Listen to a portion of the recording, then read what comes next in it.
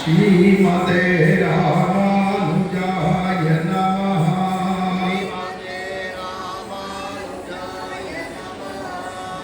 श्रीशैलेशदयापात्रं दीभक्त्यादिगुणार्णवं यतीन्द्रप्रवणं वन्दे रम्यजामातरं मुनिं।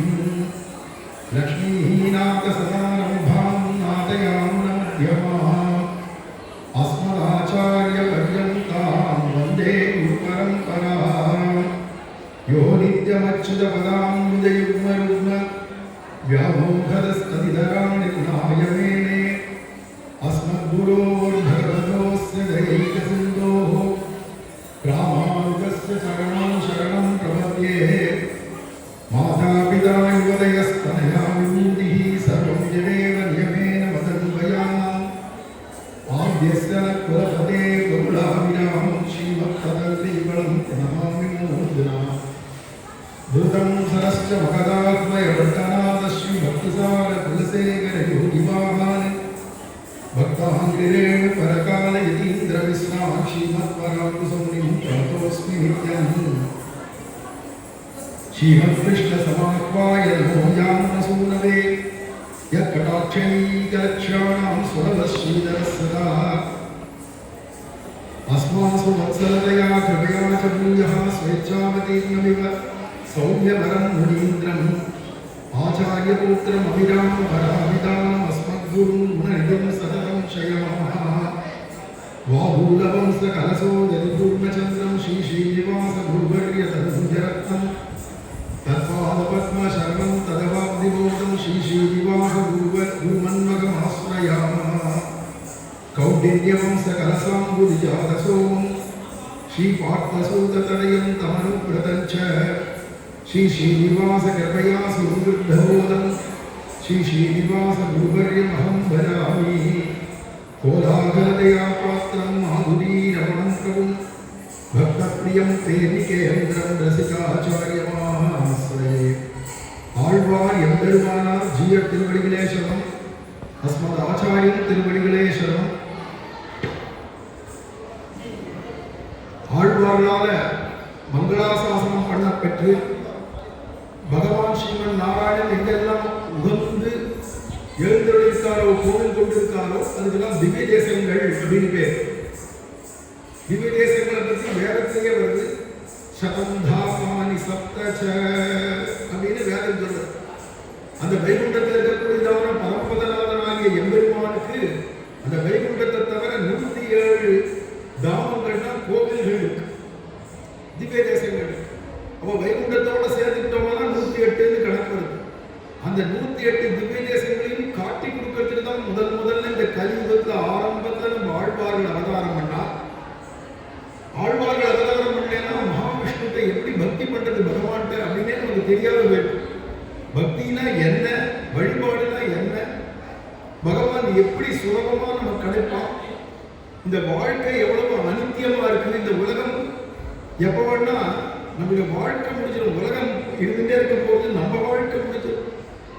ஒரு காலம் உலகம் அழிந்துடுத்து அப்படின்னு சொன்னா திருப்பி மறுபடியும் படைப்பு உண்டு, படைப்புலையும் திருப்பி படைக்கப்படுறோம்.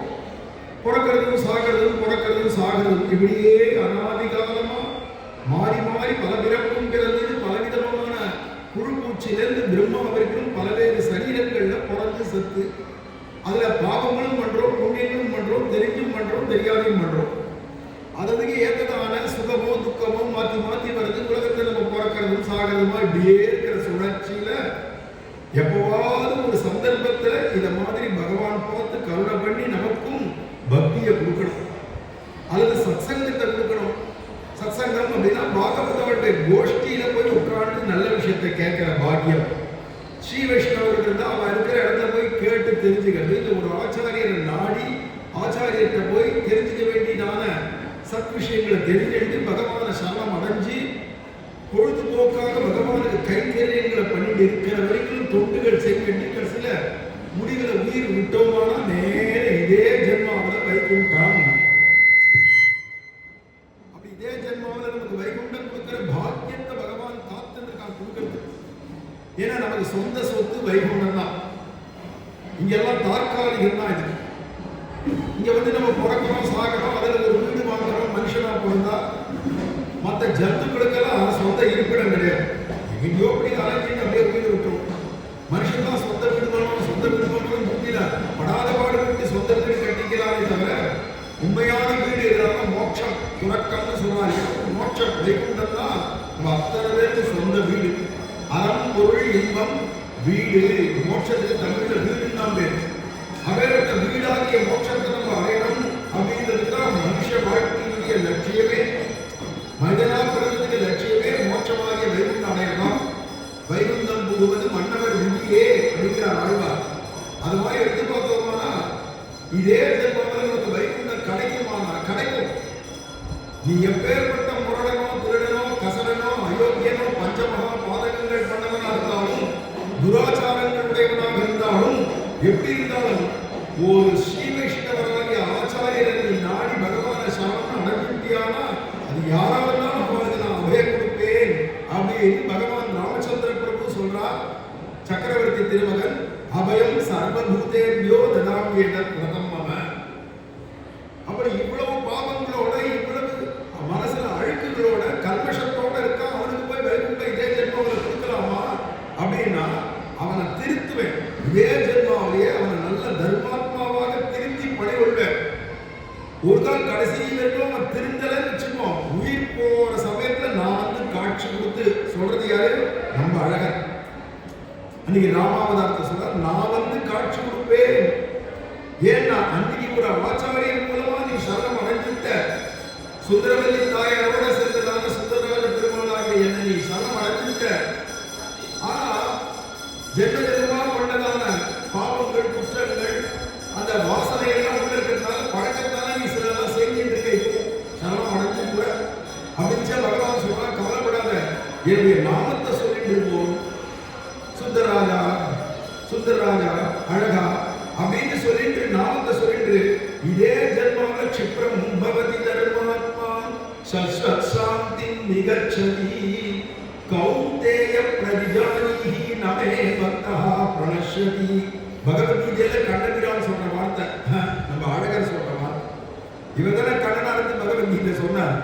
அதுல கண்ணபிரானாகிய நம்ம அழகர் சொல்றார், நீ எப்பேற்பட்ட துராத்மாவாக இருந்தாலும் துராச்சாரமுடையவனாக இருந்தாலும் ஆனா என்னை வந்து சரணாகதி பண்ணிட்டு ஏதாவது நாள் முடிஞ்ச தொண்டுகள் செய்கின்றது அடியார்களோட சேர்ந்து கூட்டத்துல கோவிந்தான்னு சொல்லிட்டா இருந்தாலும் பரவாயில்ல இரு. ஆனா உனக்கு பரம்பரையா ஜென்ம ஜென்மா நீ பண்ணினதான வாசனா மதத்தினால சில பாவங்கள் இப்போ நீ பண்ணிட்டு இருக்காய் எப்படி இருந்தாலும் நான் அதை உன்னை திருத்தி பணிகொள்வேன் அப்படின்ற வார்த்தை கீதையில தான் கண்ணன் சொல்றான். அதனால நம்ம பயப்பட வேண்டிய அவசியம் இல்லை. அவனை சரணாகதி பண்ணிட்டு திருந்தத்துக்கு வழி பார்ப்போம்.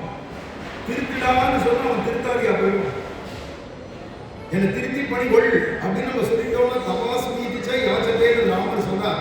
உன்னை சேர்ந்தவன் நான் அப்படிங்கச்சே நீ எப்படி பவித்திரமா இருக்கியோ, நீ எப்படி பேர்பட்டதான குணங்கள் உடையவனா இருக்கியோ, உன்னுடைய பக்தர் உன்னை சரணாகதி பண்ண நானும் அப்படி இருக்க வேண்டாமா? ஏ சுந்தரராஜா என்ன அது மாதிரி பண்ணு அப்படின்னு ஒரு ஜீவன் கேட்டுட்டானா பகவான் திருத்தி பணிகொள்வோம், நல்லவனாக்கிடுவோம். க்ஷிப்ரம் பவதி தர்மாத்மா, ராமரை போல நம்மளை ஆக்கிடுவார் அப்படிங்கிறார் கண்ணபிரான். அப்பேற்பட்டதாக்குனால பகவான் பார்த்தான் எல்லா ஜீவர்களும் எப்பேற்பட்ட ஞானி பக்தன் இல்ல பெரிய பெரியதான மகாத்மாக்கள் கூட வைகுண்டத்துல பகவானை போய் பார்க்கணும்னா இந்த சரீரத்தில் இருக்கச்சு அவ்வளவு சுலபம் இல்லை. மனுஷனா இருக்கும், இப்போ சம்சாரியா கிடக்கிறோம், வைகுண்டம் போய் பார்க்க முடியாதுன்றதுனால பகவான் நினைக்கிறான் இவளால ஏன் இருக்கிற இருப்பிடம் வரைக்கும் வர முடியாது. ஆனா நான் கொஞ்சம் கொஞ்சமா கீழே இறங்கி வந்து இவளுக்கு காட்சி கொடுக்கலாம், இவளோட பேசி பழகலாம் அப்படின்னு ஆசைப்பட்டு பகவான் வைகுண்டத்தை விட்டு கெட்ட வைகுண்ட வாசாய அப்படின்னு வைகுண்ட வான்போகம் தன்னை இகழ்ந்து வைகுண்டத்தில் இருக்கிற ஆனந்தத்தெல்லாம் கூட விட்டுட்டு கொஞ்சம் கொஞ்சமா இறங்கி பார்க்கடல்ல வந்து பள்ளி கொண்டான். அப்படி பார்க்கடல்ல வந்து பள்ளி கொண்டு அதுவும் போறல. ஏன்னா யாரோ முனிவர்கள் போறானா, தேவர்கள் போய் பார்க்கிறானா, தேவர்களுக்கும் முனிவருக்கும் கூட காட்சி கிடைக்கிறது துர்லபம். எங்கடா பார்க்கடலுக்கே போனா கூட அப்படிங்கிற பார்க்கடலுக்கு நம்மளால போக முடியாது, இன்னும் கொஞ்சம் இறங்கி வருவோம் அப்படின்னு நம்ம ஒவ்வொருத்தருக்குள்ளேயும் பகவான் அந்தர்யாமியா உள் உரைபவனா எல்லா இடத்தையும் இருக்கார். உடல் திசை உயிரென கரந்தெங்கும் பரந்துடன் அந்தர் பகிஷ்டத சர்வம் யாப்ப நாராயண ஸ்திதா அப்படின்னு வேதம், தமிழ் வேதம் ரெண்டுமே நமக்கு காட்டி கொடுக்கிறது. தூண்லி இருக்கான், துரும்புலி இருக்கான், மவுண்ட்லி இருக்கான், எவன்லி இருக்கான். பகவான் இல்லாத, நாராயணன் இல்லாத இடமே இல்லையே. அப்படிங்கிறதால அந்த பகவான் எல்லா இடத்துல இருக்கிறதால நம்ம உள்ளே தான் இருக்கான். உடன் கண்டாய் நன்னஞ்சே உத்தமன் என்றும் உடன் கண்டாய் உள்ளுவார் உள்ள புலன் கண்டாய் சொல்லக்கூடிய நம்ம உள்ளே தான் இருக்கான். ஆனா நம்மளால பார்க்கறதுக்கு சக்தி இல்லை.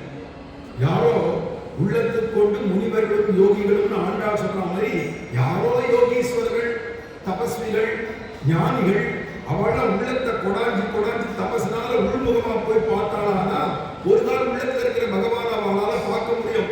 நம்மள மாதிரி சாதாரணமா சாப்பிட்டு தூங்கிட்டு பேசிட்டு நடுநடுல அழகரிய வந்து சேவிச்சுட்டு இப்படி நல்ல விஷயங்களை கேட்டுட்டு இப்படியெல்லாம் நம்ம முடிஞ்ச தொண்டுகள் செஞ்சுட்டு நம்ம வாழறோம். நம்மளால உட்காந்து தபசு பண்ண முடியாது, யோகம் பண்ண முடியாது, தியானம் பண்ண முடியாது.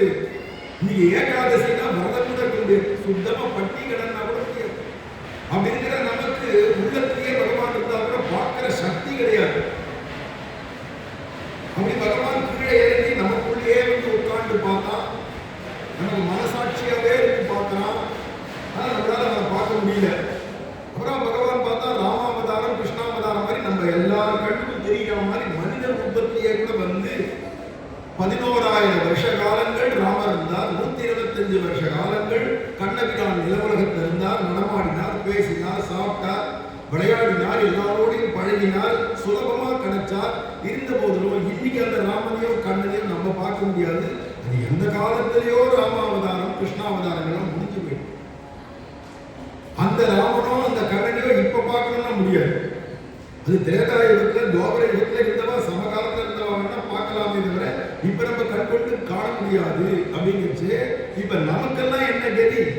வைகுண்டமும் போய் பார்க்க முடியாது, பார்க்கடலையும் போய் பெருமாளை பார்க்க முடியாது, உள்ள இருக்கிற பெருமாளையும் பார்க்க முடியாது. ராமன் கிருஷ்ணன் அவதாரம் பண்ணாரே மனித ரூபத்துல, அதையும் போய் பார்க்க இப்ப நமக்கு முடியாது. நமக்கு என்ன கதினா நமக்காக தான் கோவில் கோவிலா அர்ச்சாவதாரமா பகவான் வந்திருக்கான். கோவில்ல வந்திருக்கிற பெருமாளை பார்த்துட்டு இது சிலாமூர்த்தியா பஞ்சலோக மூர்த்தியான்னு பார்க்க கூடாது. ஸ்வயம் பகவான் ஸ்ரீமன் நாராயணன் மகாவிஷ்ணு நமக்காக அழகர்ன்ற பேர்ல இங்க இருக்கார். நமக்காக கூடலழகர்ன்ற பேர்ல மதுரையில் இருக்கார். நமக்காக காலவேக பெருமாள் திருமோகூர் இருக்கார். நமக்காக ஸ்ரீரங்கத்துல வந்து பள்ளி கொண்டிருக்கார் ரங்கநாதரா. நமக்காக திருவேங்கடத்துல திருவேங்கடமுடையானா இருக்காரு. நமக்காக பகவான் எடுத்து வந்த ஒரு அவதாரம் இது. அவர் பேசுறது நமக்கு இப்ப புரியலையே தவிர, ஆனா நம்ம எல்லாருக்கும் பேசிட்டு இருக்காரு அழகர். அதுவும் இங்க கண்ணழகர் இருக்காரு, நம்ம உற்சவர் இருக்காரு. அவர் நிமிஷத்துக்கு நிமிஷம் முகம் மாறிட்டே இருக்கு. நிமிஷத்துக்கு நிமிஷம் முகம் மாறும், பாவம் மாறும், சிரிப்பு மாறும், பார்த்துட்டே இருப்பார். அவர் பார்த்துட்டு இருக்கிறது முக்கியம், நம்ம அவரை பார்த்துட்டே இருந்தாதான் தெரியும். நொடிக்கு நொடி அவர் முகம் மாறுறது. பிரத்யட்சமா பேசக்கூடியவர். சாதாரண ஒரு விக்கிரகமா இருந்தா இழுக்குமான, ஆகர்ஷிக்குமான. சித்ரா பௌர்ணமியில அழகர் வராருன்னா 10 லட்சம் பேர், 12 லட்சம் பேர், இத்தனை பேர் வந்து கோவிந்தோன்னு கத்திட்டே வந்து இத்தனை பேர் சேவிக்கிறாங்க. இத்தனை பேரும் மூட ஜனங்கள் இல்லை, பொழுது போகாததுக்கு வரல. அவளுக்கு சம்பாதிக்கிறதுக்கோ படிக்கிறதுக்கோ குடும்ப வேலையோ 1000 கலக்கிறாரோ அழகர் அதிலேருந்து திரும்பி வர வரைக்கும் கூடவே கூடவே கூடவே பகலாக சாப்பாடு தூக்கம் இருக்கோ இல்லையோ அலைஞ்சிண்டு கையெறி பண்ணு அழகர் அழகர் இத்தனை வேறு சுத்திராலய மதுரை பூர சுத்திட்டு வரா ஒரு வாரமானா. அப்ப என்னடா அத்தனை பேருக்கும் அந்த பகவான் அழகர் கிட்ட எவ்வளவு ஆகர்ஷணம் இருக்கு. கடவுள் இல்லை கடவுள் இல்லைன்னு சொல்றவன் சொல்லி நடப்பான், வேணாத்தின்னு நடப்பான். ஜனங்கள் கவலைப்படுறதா இல்லை, அவன் பாட்டுக்கு ஒரு பக்கம் கத்திட்டு இருக்க வேண்டியதான். ஆனா இந்த ஜனங்கள் அப்படி ஆகர்ஷிக்கப்பட்டு ஓடுறாளே, பித்து பிடிச்சு போறாளே. அங்க என்ன இருக்குன்னா பேசிட்டு இருக்கிற தெய்வம், நடமாடி இருக்கு இந்த தெய்வம். இனி கூட சுந்தரராஜன் பற்றி போயிருக்காருன்னா வரத்துக்குள்ளால எத்தனை ஜனங்கள் சேவிக்க போறா. அப்படி நினைச்சு பார்த்தோம்னா பகவான் அவ்வளவு பிரத்யட்சமா தான் கோவில் கோவிலா இருக்காரு, பேசிட்டு இருக்கா. அவர் பேசுறத புரிஞ்சுக்கிற சக்தி நமக்கு இல்லை, அதுக்கு ஏற்ற விசுவாசம் நம்பிக்கை இல்லை, அதுக்கு ஏற்றதான பக்தி இல்லை. அது வேணா சொல்லாம அவரை பார்க்கறதுக்குன்னு ஒரு கண்ணு வேணுமா. ஆழ்வார் சொன்னார், இந்த கட்கண்ணால் காணாத அமுதுவை நெஞ்சென்றும் உட்கண்ணேல் காணும் உணர்ந்ததுன்னா ஆழ்வார். இந்த ஊனக்கண்ணால பார்க்க முடியாத பகவானை ஞானக்கண்ணால தான் பார்க்க முடியும். அங்க பகவத்கீதையிலேயே கண்ணபிரான் அர்ஜுனனுக்கு விஸ்வரூபத்தை காட்டி கொடுத்துட்டே, உனக்கு விஸ்வரூபனா நான் காட்சி கொடுக்குறேன் பார் அப்படின்னா. எனக்கு விஸ்வரூபம் தெரியலையே கண்ணா, நீ தேரோட்டியா மட்டும்தான் தெரியல அப்படின்னு அவன் சொன்னான். பகவான் சொல்றான், உனக்கு நான் என் திவ்ய ரூபத்தை காட்டணும்ன்ற ஆசையில விஸ்வரூபத்தை எடுத்துக்கிட்டேன். ஆனா அதுக்கு வேண்டிய கண்ணை கொடுக்கல.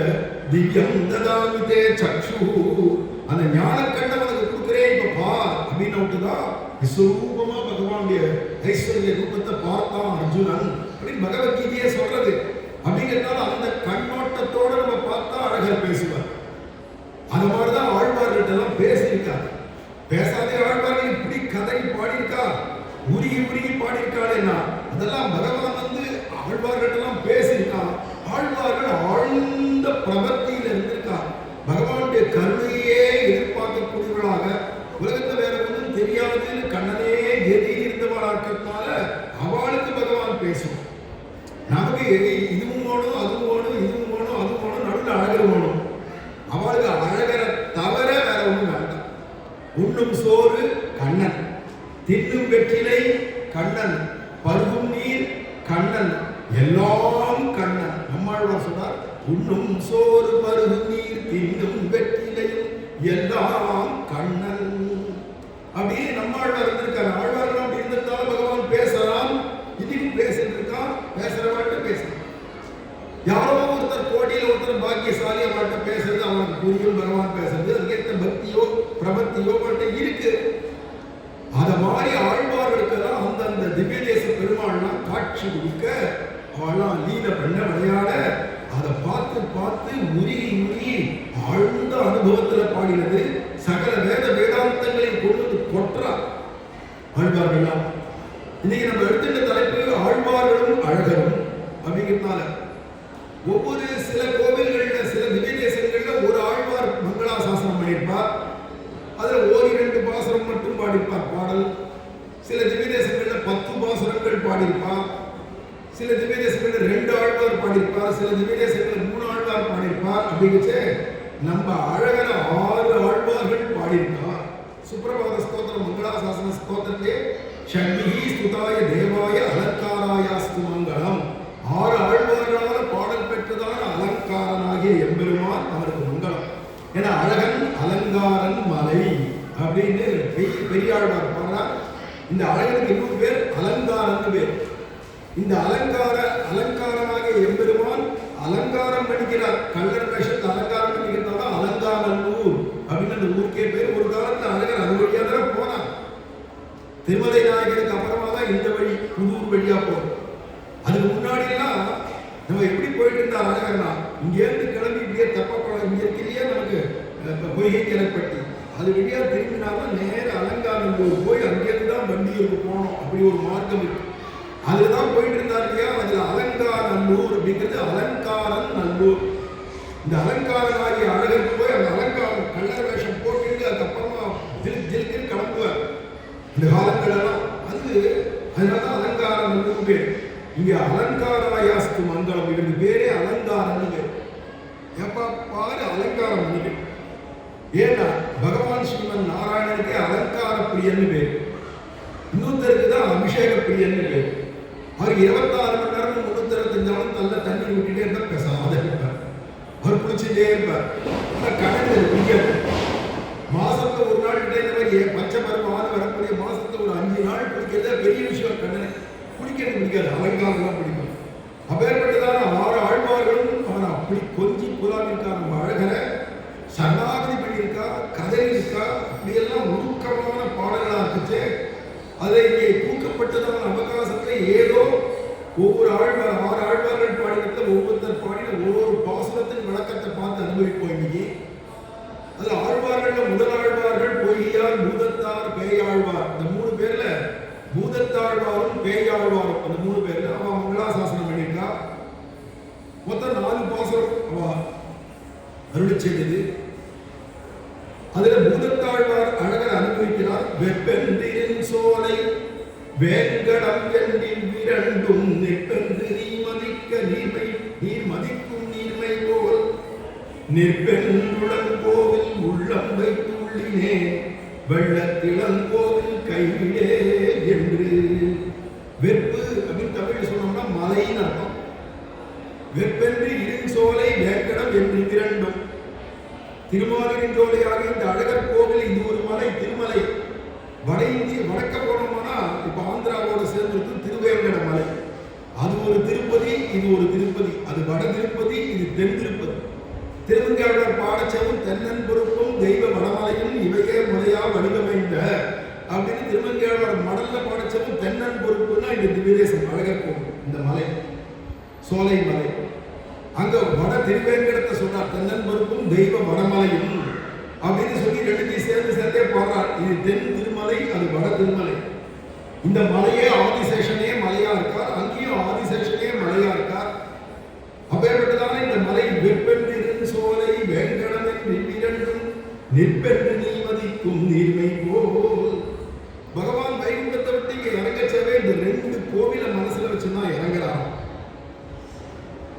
போன பாசுரம், இது முந்தின பாசுரத்துல இந்த முதத்தாழ்வார் அருள் செய்தது வேங்கடமே யாம் விரும்பும் வெறுப்பு அப்படின்னு பாடினார்.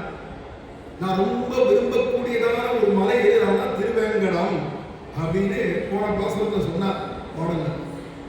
திருப்பதி தான் நான் ரொம்ப விரும்புறதான ஒரு மலைன்னு சொன்னோடனே இந்த பெருமாள் ஊரு பார்க்கிறாங்க. ஏன் நான் இல்லையோ, எனக்கு என்ன அவனுக்கு விருப்பம் இல்லையோ, இவர் தான் இந்த பெருமாளுக்கு திருமால்னு பேர் கொடுத்தார். திருமால் இரும் சோலை, அழகருக்கு பேர் திருமால். திருமாலை பாட கேட்டு வளர்த்ததனால் பயன் பெற்றேன் வருகவென்று மடக்கிளியை கைகூப்பி வணங்கினாடேன்னு பின்னாடி சொல்ல போனார் திருநெடுஞ்சாண்டர். அவ இவர் வளர்த்த கிளிக்கு கூட திருமால் திருமால் அந்த பேரை தான் சொல்லி வச்சிருக்கார். அது திருமால் திருமால் திருப்பி சொல்லுவோம். அதை கேட்டவுடனே தான் அந்த கிளிக்கு திருமால்ன்ற அழகருடைய பேரை சொல்லி வச்சிருக்கா. அது சொல்லிட்டுனா அது சிஷ்யன் தானே, இவர் குரு தானே, ஆச்சாரியர் தானே. இருந்த போதிலும் சிஷ்யனே ஆனாலும் பகவானுடைய அந்த திருநாமத்தை சொன்னதை கேட்டுட்டு கை குவிப்பான். வளர்த்ததால் பயன்பெற்று ஒரு குழந்தைய வளர்க்கிற மாதிரி இந்த கிளியை வளர்த்ததுக்கு திருமால்னு பேரை சொல்லி அதுக்கு சொல்லி கொடுத்தேன். அது ஆனால் முறையா சொல்றது, அழகா சொல்றது. மழை சொல்லோடு அது திருமால் திருமால் திருமால் அப்படிங்கிறது. அதை கேட்டு நான் வளர்த்ததுனால பயன்பெற்றேன் அப்படின்னு அந்த கிளியை பார்த்து கைகூப்பினான். அந்த அளவுக்கு திருமால் இரும் குன்றம். சங்க இலக்கியங்கள்ல சங்க புலவர்களும் திருமால் இரும் குன்றம்னு படித்தா, ஆழ்வார்கள் திருமால் இரும் சோலைன்னு படித்தார். சோலை மலை, அழகன் அலங்காரன் மலை பேர். அப்பேற்பட்டதான இந்த சோலை, இந்த பெருமாள் அழகர் போய் திருமண பூதத்தாழ்வார் இருக்க போய் காட்சி கொடுத்து, என்ன ரொம்ப நான் விரும்புறது திருவேங்கட மலை மட்டும், இப்ப நான் கிடையாதா அப்படின்னு இன்னும் போட்டி போட்டு போய் நிற்பான். ஆழ்வார்கள் எதிர்க்க பெருமாள்லாம் இவர் திருமலையை விருந்த பூக்கவானே அவன் இவருடைய ஹிருதயத்தை விரும்ப பிரானே அவற்றை கைவிட உண்ணாதென்றார். சுவாமி பெரியவாச்சாரங்களை வியாக்கியானம் பண்ணிச்சு சொல்றார். நான் திருவேங்கடம் தான் நான் விரும்பக்கூடிய மலைன்னு சொன்னேன். உடனே பார்த்தா அழகர் உள்ள ஹிருதயத்தை புகுந்தான். திருப்பதி பெருமாளுக்கு இடமா இல்லை எனக்கு இடமா பார்த்துக்க, அந்த மலைக்கா இந்த மலைக்கா, அந்த திருவேங்கட மலைக்கா அழகருக்கா அப்படின்னு போட்டி உள்ள வந்தார். பிரானே அவற்றை கைவிட உண்ணாது இருக்கிறார். என் ஹிருதயத்தில் புகுந்துட்டதுனால பார்க்கடலையோ வைகுண்டத்தையோ அல்லது திருவேங்கடத்தையோ கைவிட்டுறாத. என் ஹிருதயத்தில் இருக்கிறது இருந்தாலும் அதையும் கைவிட்டுறாத. இந்த கோவிலையும் நீங்க ஏன்னா பக்தனுடைய ஹிருதயத்தை எவ்வளவு ஆனந்தம் இருக்கோ அந்த ஆனந்தம் கோவிலில் கூட இல்லையா, பெருமாள் வைகுண்டத்தில் கூட இல்லையா. அதனால இந்த வைகுண்டத்தையோ பார்க்கடலையோ திருமலையோ உற்றாதியும் அப்படின்னு இந்த பாசனத்தை சொல்றார். அப்படின்னு வியாக்கியான வந்தார்கள். வெற்றித்தியாதி வெற்றென்று சொல்லப்படாத இந்த தெற்கு திருமலை பெரிய திருமலை அதை போலே என்னுடைய ஹிருதயத்தில் உனக்கு கோவிலாக நினைத்தாய் என்றறிந்து அப்படின்னு வியாக்கியானம். வட திருவேங்கடமாகிய திருப்பதி, தென் திருமலையாகிய இங்கே அழகர் கோவில், அதை மாதிரி என்னுடைய ஹிருதயத்தையும் உனக்கு கோவிலாக நினைச்சிருக்கலாம். இங்கே பார்த்தா நம்ம ஒவ்வொருத்தருமே பகவானுடைய கோவில் தான். ஏன்னா நம்ம உள்ளே தான் பெருமாள் இருக்கா. நம்மளை எப்படியாவது சரணாகதி பண்ண வச்சு நமக்கு வைகுண்டம் கொடுக்கறதுக்காக தான் கோவிலா இருக்கா. கோவில்ல இருந்து நம்மளை பிடிச்சி ஆகர்ஷிச்சுட்டு நம்ம உள்ளத்தை புகுந்து உள்ளத்தையே கோவிலாக ஆக்கிட்டு நம்மளை வைகுண்டத்துக்கு அழைச்சிட்டு போனதுதான் அவருடைய திட்டம். அதுதான் கோவிலா வந்திருக்கு. அப்படி என் உள்ளத்துக்கு வந்துட்டு கடைசியில் இந்த கோவிலை விட்டாதோ என்ன மாதிரி எத்தனையோ பேரை நீ பிடிக்கணும். கூடாரை வெல்லும் ஸ்ரீ கோவிந்தான் ஆண்டாள் எத்தனையோ பேரை நீ பிடிச்சி வைகுண்டத்துக்கு அழைச்சிட்டு போயிட்டு என் ஹிருதயத்துக்கு வந்துட்டு கோவில்ல கிளம்பி வந்துடாதே. கோவில்ல ஒரு ரூபத்தோடு இருந்துட்டு என் உள்ளத்தை உள்ளத்தையும் இரு அப்படிங்கிறார். வெள்ளத்திளங்கோவில் கைவிடுதல் என்று உள்ளினேன் அப்படிங்கிறார். நான் கிருதಜ್ಞனாக ஒன்றானே என்று ஹிருதயத்திலே பூர்வீக்கி பாலாலயமாக கொண்ட திருப்பார்க்கடலை கைவிடாதே கொள் என்று நினைக்கிறேன். இவர் பிரார்த்தனை பண்ணிக்கிறார். பகவான்கிட்ட போய் இறைஞ்சினார். என்ன அப்படின்னா, நீ எந்த பார்க்கடல்ல பண்ணி கொண்டிருக்கியோ அந்த பார்க்கடல்ல இருந்து என் ஹிருதயத்துக்கு வந்துட்டு அங்கேயிருந்து திருவேங்கட மலைக்கு வந்து அழகர் மலைக்கு வந்து அங்கேயிருந்து ரூபாய் என் ஹிருதயத்தை இடம் குடிச்சுட்டு, ஆனா அந்த பார்க்கடலை கைவிட்டாது. ஏன்னா அது பாலாலயம் போல அப்படிங்கிற. என்ன அப்படின்னா, பாலாலயம்னா என்ன அர்த்தம்னா, ஒரு கோவில்ல சம்பரோட்சமான குடமுழுக்கு அல்லது அந்த கும்பாபிஷேகம் பண்றா. அதுக்கு முன்னாடி இந்த கோவில்ல சில மராமத்து வேலையெல்லாம் இருக்கும், திருப்பணி எல்லாம் பண்ணணும். அப்படி திருப்பணிகள்லாம் பண்ணணுமானா அப்ப அங்க உள்ள இருக்கிற பெருமாளை மந்திரபூர்வமா ஹோமங்கள்லாம் பண்ணி மந்திரபூர்வமா ஆகர்ஷிச்சு தண்ணீர்ல குடத்துல இருக்கிற தண்ணீர்ல ஆவாகனம் பண்ணிட்டு, பிறகு என்னன்னா அந்த பாலாலயம் அப்படின்னா ஒரு சித்திரப்படமான எம்பெருமானையோ இல்லை உற்சவரையோ வச்சு அதுல கொண்டு போய் இந்த தீர்த்தத்தை புரோட்சணம் பண்ணி இப்ப அங்க மூலவர் உற்சவர்கள் இருக்கிற சாநித்தியத்தை கொண்டு வந்து இதுல சேர்க்கிறோம். முக்கியமா மூலவர் தான் பண்ணுவா. மூலவர்கிட்ட இருக்கிற சாநித்தியத்தை கொண்டு வந்து குடத்து தீர்த்தம் மூலமா பூர்ண கும்ப தீர்த்தத்திலேருந்து கொண்டு வந்து ஒரு பிம்பத்துல வேலை பண்ணிடுவோம். அதுக்கப்புறம் பூஜையெல்லாம் அந்த மூலமூர்த்திக்கு இருக்காது. உள்ள கர்ப்பகிரகம் கருவறையிலெல்லாம் என்னென்ன திருப்பணிகள் பண்ணணும் அதெல்லாம் பண்ணி முடிக்கணும். அது வரைக்கும் இந்த பாலாலயம் அப்படின்னு அதுதான் இளங்கோவில் பேர் தமிழ் ஆழ்வார் சொல்றாங்க. அந்த பாலாலயத்தை எழுந்துள்ள கொடுப்பா. அப்புறம் பாலாலயம் முடிஞ்சிருத்துன்னு வச்சுப்போம். இந்த கோவில் திருப்பணிலாம் முடிஞ்சிருத்து கும்பாபிஷேகம் சம்பரோட்சணம் அன்னைக்கு இந்த பாலாலயத்தை எழுந்தொழி பண்ணாலே அந்த பெருமாள் சித்திர பெருமாள் இருப்பாலே அந்த பெருமாட்டேந்து மந்திரபூர்வமா ஆகர்ஷணம் பண்ணி இந்த குடத்துல தீர்த்தத்தை ஆவாகனம் பண்ணி அதுலேருந்து வந்து குடமுழுக்குன்றே அந்த குடத்துல இருக்கிற தீர்த்தத்தால பெருமாளுக்கு திருமணம் புரோட்சணங்கள்லாம் மந்திரபூர்வமா பண்ணி மறுபடியும் பெருமாள் அதில் ஆவாகனம் பண்றது அப்படிங்கிறது ஒரு வழக்கம் இல்லையா? அப்படிதான் சம்பரோட்சணம் பண்ண வேண்டிய முறை. அதுல பாலாலயத்தை விட்டுட்டாருன்னா அப்புறமா கும்பாபிஷேகம் ஆயிடுனா பாலாலயத்தை வேண்டாம்னு விட்டுருவான். இப்ப பெருமாளுக்கு எதிராக பாலாலயம் தானா? பாலாலயம் பார்க்கலாம். கோவில் எதிரானா இவருடைய உள்ளம் ஆழ்வார் பூதத்தாளுடைய உள்ளம் தான் கோவிலாம். இப்ப பாலாலயத்தில் இருக்கக்கூடிய பெருமாளைய உள்ளத்துக்கு வந்து கும்பாபிஷேகம் ஆயிடுத்து கோவில் ஆக்கிட்டு இடம் கொண்டான் அப்படின்னு வச்சு அப்புறமா அந்த பாலாலயத்தை கைவிட்டுருவா இல்லையா? ஆனா அந்த பார்க்கடலை கைவிட்டுறாதையும் அதுலேயும் நீ பூர்ணமாகுது, என் உள்ளத்திலையும் பூர்ணமாகு அப்படின்னு நம்ம அழகரை பார்த்து சொல்றா அப்படின்னு தெரியுது இந்த பாசத்தை. அப்போ பூதத்தாழ்வாருடைய ஹிருதயத்துல இந்த எம்பெருமான் பேரே அப்படின்னு எப்படி வந்து எழுந்தொழிருக்காரோ அதை சொன்னார். அது பேயாழ்வாருடையதான பாசனம். பேயாழ்வார் இவெல்லாம் சென்னை வட்டாரத்தை அவதாரம் பண்ணவார். ஆனா ஆழ்வார்களுக்கெல்லாம் எங்கெங்கெல்லாம் பெருமாள் பூர்ண சாநித்தியத்தோடு இருக்காரோ உகந்து அவருடைய திவ்ய தேசங்கள் எங்கெங்க இருக்குன்னு அவருக்கு தெரியும்.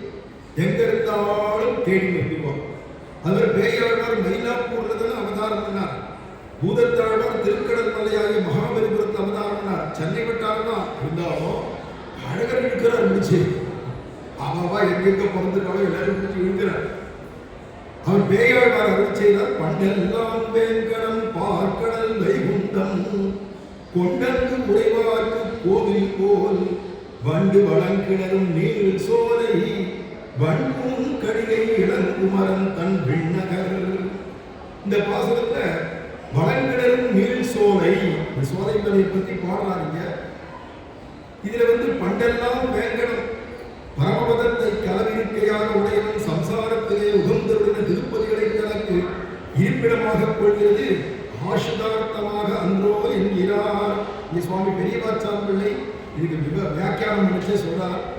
சாட்சாத் வைகுண்டம் மகாவைகுண்டம் சொல்றதான பரமபதம் இருக்கே வைகுண்டம், அந்த பரமபதம் தான் அவருக்கு நித்தியமான வாசஸ்தானம் அப்படின்னு இருக்கும் கூட. ஆனா இந்த சம்சாரத்துல நம்மளெல்லாம் கணிசிச்சு நமக்கெல்லாம் சேவை கொடுக்கணுமேன்ற ஆசையினால சில திவ்ய தேசங்கள்ல வந்து பூர்ண சாநித்தியத்தோடு எழுந்தளிப்பார். எதுக்குடானா யாராவது ஒருத்தர் வந்து நம்மளை சரணம் அடைய மாட்டாளா? அவளுக்கு அவே கொடுக்க மாட்டோமா? அவளுக்கு இகலோக வாழ்க்கையில என்னென்ன சௌக்கியத்தை கேட்கிறாளோ அதையும் கொடுக்கணும். இதே ஜென்மம் முடிஞ்ச உடனேவே வைகுண்டத்தையும் கொடுக்கணும். அவளுக்கு சொந்த வீடு வைகுண்டமா இருந்தால் அதுக்கும் அழைச்சிருக்கணும். இங்க வாழச்சு அவ வந்து கேட்பான். சில சாதாரண காமியார்த்தங்களான சில விஷயங்களை கேட்பான், அதையும் கொடுக்கணும். குலம் தரும் செல்வம் தந்திடும் அடியார் படுகையினாய் எல்லாம் நிரந்தரம் செய்யும் நீழ்விசும் அருளும் அருளோடு பெண்ணில் மலைக்கும் வளர்ந்தரும் மற்றும் தந்திடும் பெற்றதாயினும் ஆயின செய்யும் நலந்தரும் சொல்லை நான் கண்டு கொண்டேன் நாராயணா என்னும் நான் திருமங்கை சொன்னார் இல்லையா. வேண்டிய பலன்கள் எல்லாத்தையும் கொடுப்போம். ஆனா நம்ம அல்பமான பலனை போய் விரும்புறதை காட்டிலும் நீதான் வேணும் சுந்தரராஜா அப்படின்னு அழகரை பார்த்து நீதான் வேணும்னு கேட்டா தன்னையே கொடுத்துருவா. அழகர் தன்னை கொடுக்க தயாரா. நம்ம யாருக்காரு போய் ஏதாவது கேட்டோம்னா அவன் என்ன பண்ணுவாங்க, நம்ம கேட்டதை கொடுத்துருவா. 1000 ரூபாய் வேணும்னா 1000 ரூபாய் கொடுத்துருவா. கடனா வேணும்னா கடனா கொடுப்பா. எனாமா வேணும்னா எனாமா கொடுத்துருவா. நமக்கு பைசாவா வேணும்னாலோ ஏதாவது ஒண்ணா கொடுத்துருவா. ஆனா யாரும் தன்னை கொடுக்க மாட்டா. வேண்டினதை ஏதாவது விருப்பத்தை வேணா நிறைவேற்றுவாளே தவிர எல்லாரும் எப்பேற்பட்டவளாகவும் தன்னை கொடுத்துட மாட்டா. ஆனா பகவான் மட்டும்னா தன்னையே தமக்குள்ளும் தனிப்பெரும் பதத்தினாலே கம்மன் அத மாதிரி தன்னையே பகவான் கொடுக்க தயாராக. அவ சுந்தரராஜா நீதான் எனக்கு வேணும்னு கேட்டா பகவான் தன்னையே கொடுப்பான். அது இதையும் கேட்ட அல்பத்தை கேட்டோம் இருந்தாலும் உதாரா சர்வையே வைத்து அப்படின்னு அவளையும் பக்தாளி ஏற்றிட்டு பகவான் அவளுக்கு வேண்டியதையும் கொடுப்பான். ஆனா நம்ம எதை கேட்கணும்ன்றது நம்ம கையில் தான். இந்த மாசத்துக்கு வியாக்கியானம் சொல்றார். வேங்கடம் பார்க்கடல் வைகுந்தம் கொண்டன் உடைவார்க்கு திருமால் வைகுந்தமே தன் திருவேங்கடமே என்று பரமபதத்தோபாதியாக திருமலையை சொல்லுகிறது. வைகுண்டத்தை சொன்னா அந்த வைகுண்டத்துக்கு சமமா திருமலையை சொல்றார் திருவேங்கடத்தை. அவ வைகுண்டத்துக்கு ஏன்னா தெட்ட வைகுண்ட வாசாய சுவாமி புஷ்கரணி கடையே அப்படிங்கிறதுனால இது பிரத்யட்சமான வைகுண்டம் பரமபதம் தான் திருப்பதி மலை திருவேங்கடம். அதனால பரமபதத்தோபாதி திருமலையை சொல்லுகிறது. வைகுண்டம் கோவிலாக கொண்டு அங்கு உடைவார்க்கு வைகுண்டமே கோவிலா இருக்கிற பகவான் திருவேங்கட மலைக்கு வந்துட்டார் முதல்ல. அதோட நிறுத்தினாங்க. அப்புறமா நான் வேங்கடம் பார்க்கடல் படைக்கிறது காக்கிறது அழிக்கிறது அவதாரங்கள்லாம் பண்ணி தன்னுடைய லீலைகளை காட்டுறது எல்லாத்துக்கும் முக்கியமான இடமா பார்க்கடல் வச்சிருக்கார். வேங்கடம் பார்க்கடல். அப்புறம் வண்டு வளங்கிளரும் நீள் சோலை எதிராக நம்ம அழகர் கோவில் சொல்றோம். நீள் சோலைன்னு மட்டும்தானே பாடிருக்கார். சோலை மலைன்னு பாடிருந்தா பரவாயில்ல. இல்லைங்க ஏதாவது எம்பெருமான் திருமால் இருஞ்சோலைன்னு சொல்லித்தா பரவாயில்ல. இருஞ்சோலைன்னு மட்டும் சொல்லித்தா கூட பரவாயில்ல. அது மாதிரி எதுவுமே இல்லையே. நீள் சோலைன்னு மட்டும்தானே சொல்லியிருக்காரா. இருந்தாலும் இது நம்ம அழகரை பாடினார் அப்படின்னா எடுத்துருக்கா பெரியவாழம். வியாக்கியானங்கள்ல பெரியவாச்சான் பிள்ளை அப்புள்ளார் நம்பிள்ளை 3 பேரும் வியாக்கியானம் பண்ணியிருக்கார் இந்த பாசுரங்களுக்கெல்லாம். ஆனா அவர்கள் அழகர் மலைன்னு சொல்லல. ஆனாலும் இது அழகர் மலையைத்தான் சொல்றதுன்றத நிர்வாகம் பண்ணி காட்டுறா பின்னாடி. ஏன்னா இதுக்கு மஞ்சியர் மாமதி தீண்ட நீண்ட மாலிருஞ்சோலை மணாளர் வந்து இந்த திருமாலிருஞ்சோலை அழகரை சொல்லிச்சவே நீண்ட மாலிருஞ்சோலைன்னா இந்த மலை இவ்வளவுதான் நினைக்காதோ இது நீண்டு போயிட்டே இருக்கு. கேரளா வரைக்கும் வளைஞ்சி வளைஞ்சி வளைஞ்சி ஆதிசேஷனும் அதோட சிறப்பகுதி தான் இது, தலைப்பகுதி தான் இது. அது வளைஞ்சி வளைஞ்சி இப்ப கேரளாவில் மலைநாடுல பார்டர்ல இருக்கு பாருங்க. அத்தனை மேற்கு தொடர்ச்சி மலைன்றோமே அது பூரா அழகர் மலை தொடர்ச்சி. அதான் இந்த மலை நீண்ட மலை. எங்கெங்கெல்லாம் நீள் சோலை நீண்ட மலை அப்படின்னு வரைச்சதெல்லாம் நீண்ட மலை சோலை அப்படின்லாம் சொன்னா அது அழகர் மலையை தான் சொல்றது அப்படின்னு வியாக்கியான நிர்வாகம். ஏன்னா பெரியாழ்வார் படைச்சது குலமலை கோலமலை குளிர்மாமலை கொற்றமலை நிலமலை நீண்டமலை திருமாலிரும் சோலை அடி அப்படின்னு பாடுறதுனால நீண்டமலை அப்படின்னு சொல்லியாச்சுனாலே நீள் சோலை அப்படின்னு சொல்லியாச்சுனாலே நம்ம அழகா. இந்த பாசுரத்துல சுவாமி பெரியாழ்வார் அனுபவிச்சது வளங்கிளரும் நீள் சோலை அப்படின்னு பாடிட்டனால நம்ம அழகா தான் சொல்றது அப்படின்னு வியாக்கியானம் பண்றா பெரியவாள்லாம். வேற இளங்குமரன் அப்படின்னு இங்க பாசனம். இளங்குமரன் என்னன்னா இன்னும் எவ்வளவு பருவமும் வரல, அதே சமயம் குமரப்பருவமும் போகல, ரெண்டும் கலந்துருக்கு. 40 எவ்வளவு அப்படின்னும் சம்பஸ்தித எவ்வளவு அப்படின்னா ராமாயணத்தை சொல்லிட்டு போறாரு இல்லையா. இன்னும் இளமையும் வர பொழுதா இருக்கு. இந்த குழந்தை பருவம் போற மாதிரி இது ரெண்டும் நடக்கிற பருவம் ஒரு 10-12 வயசு அப்படி இருக்கச்சே அது அவன் தான் இளங்குமரன் பேரும். நம்ம அழகர் எதுக்குமே 12 வயசு பையனா தான் இருப்பான். பார்த்தா தெரியுது. அவர் ஓடுற ஓட்டத்தை பார்த்தாலே தெரியும். அதுவும் சித்ரா பௌர்ணமி போதெல்லாம் நம்ம பார்த்தோம்னா தான் தெரியும். இந்த மண்டப படிக்க அவர் உள்ள போகணும் வெளியில வரணும் ஐயோ அடிக்கிற கூத்து இது வரணும். 12 வயசு பையன் தான் 12 வயசு பையன் தான் அழகாக வயசான கிழமை நினைக்கக்கூடாது. அடிக்கிற ஊட்டி எல்லாம் பார்த்தா தெரியும். அது பல்லக்கில் அங்கேருந்து வரச்சேவே அதோ இருக்கு அந்த மண்டப்படி. 1000 மண்டப்படிக்கு மேலே இருக்கு. ஒரு மண்டப்படி உள்ள போய் நுழையணும். கோவிந்தோ அப்படின்னு ஜனங்கள் கத்துறதும், போனோடனே கொண்டா கொண்டா கொண்டா என்ன வச்சிருக்க கொண்டா அப்படின்னு கேட்கறதும், உடனே அவன் மாலையை கொடுப்பா, வரிவட்டை கொடுப்பா, அவளே தயார் பண்ண சக்கர பொங்கலோ புளியோதரையோ பண்ணி வச்சிருப்பா. எல்லாத்தையும் கொடுத்தவங்க எல்லாத்தையும் வாங்கிப்பார். மாலையை வாங்கிப்பார், அவ கொடுக்குற பரிவட்டத்தை வாங்கிப்பார், அவன் அமுது பண்ணக்கூடியதான பிரசாதத்தை ஏற்றுப்பார். எல்லாம் ஏற்றுட்டு மறுபடியும் இந்த உனக்கு பிரசாதம் பிடி அப்படின்னு ஒரு மாலையை போட்டு ஒரு பரிவட்டத்தை கட்டி பிரசாதத்தெல்லாம் கையில் வச்சு போயிட்டு வரேன் அப்படின்னா இதை மாதிரி 1000 மண்டபப்படி என்ன வேகம் கிளம்புவோம், என்ன வேகத்தை போகணும், எந்த வேகத்தை திரும்பி வரணும். கிளம்பச்ச 7 நாள் ராத்திரி பகல் கோடை காலம் சித்திரை மாசம் கொடுக்கிற வெயில் இருக்கும். அழகா என்ன பண்ணுவாங்கன்னா கொடுக்கிற வெயில் நேற்று வரைக்கும் இருக்கும். நீ எல்லாம் மதுரை பூரா மழையை கொடுத்துருக்க. இந்த கோடை மழைன்றது பார்க்கலாம், கோடை இடியோட அப்படி இருந்து விருது போறது திரும்பி வரும். போச்ச ரொம்ப குதூகலமாக கிளம்பினார் அழகர். 7 நாள் ராத்திரி மகளும் வெயில் அங்க இங்க அலைஞ்சி களைச்சி சளைச்சி திரும்பி வச்சு அப்படியே சோர்ந்து போய் வருவாரோன்னு பார்த்தா அவ கிளம்பினதை விட உற்சாகமா வருவார். மறைச்சே பார்த்தா வளரொளி மாறிவோ தக தக தக தக தக தகன்னு ஜொலிச்சுட்டு வருவார். மறைச்சு பார்த்துக்கலாம். ஏன்னா என்னைக்கும் 12 வயசு தான், குதூகலமாக தான் இருப்பான். இளங்குமரன் அப்படிங்கிறார் கண் விண்ணகர். இப்படியாக அழகர் என்னைக்குமே இளங்குமரனாவே இருந்திருக்கார். அப்பேற்பட்டதான எம்பெருமான் அப்படின்னு வர்ணிக்கிறார் இங்க வேயாழ்வார்.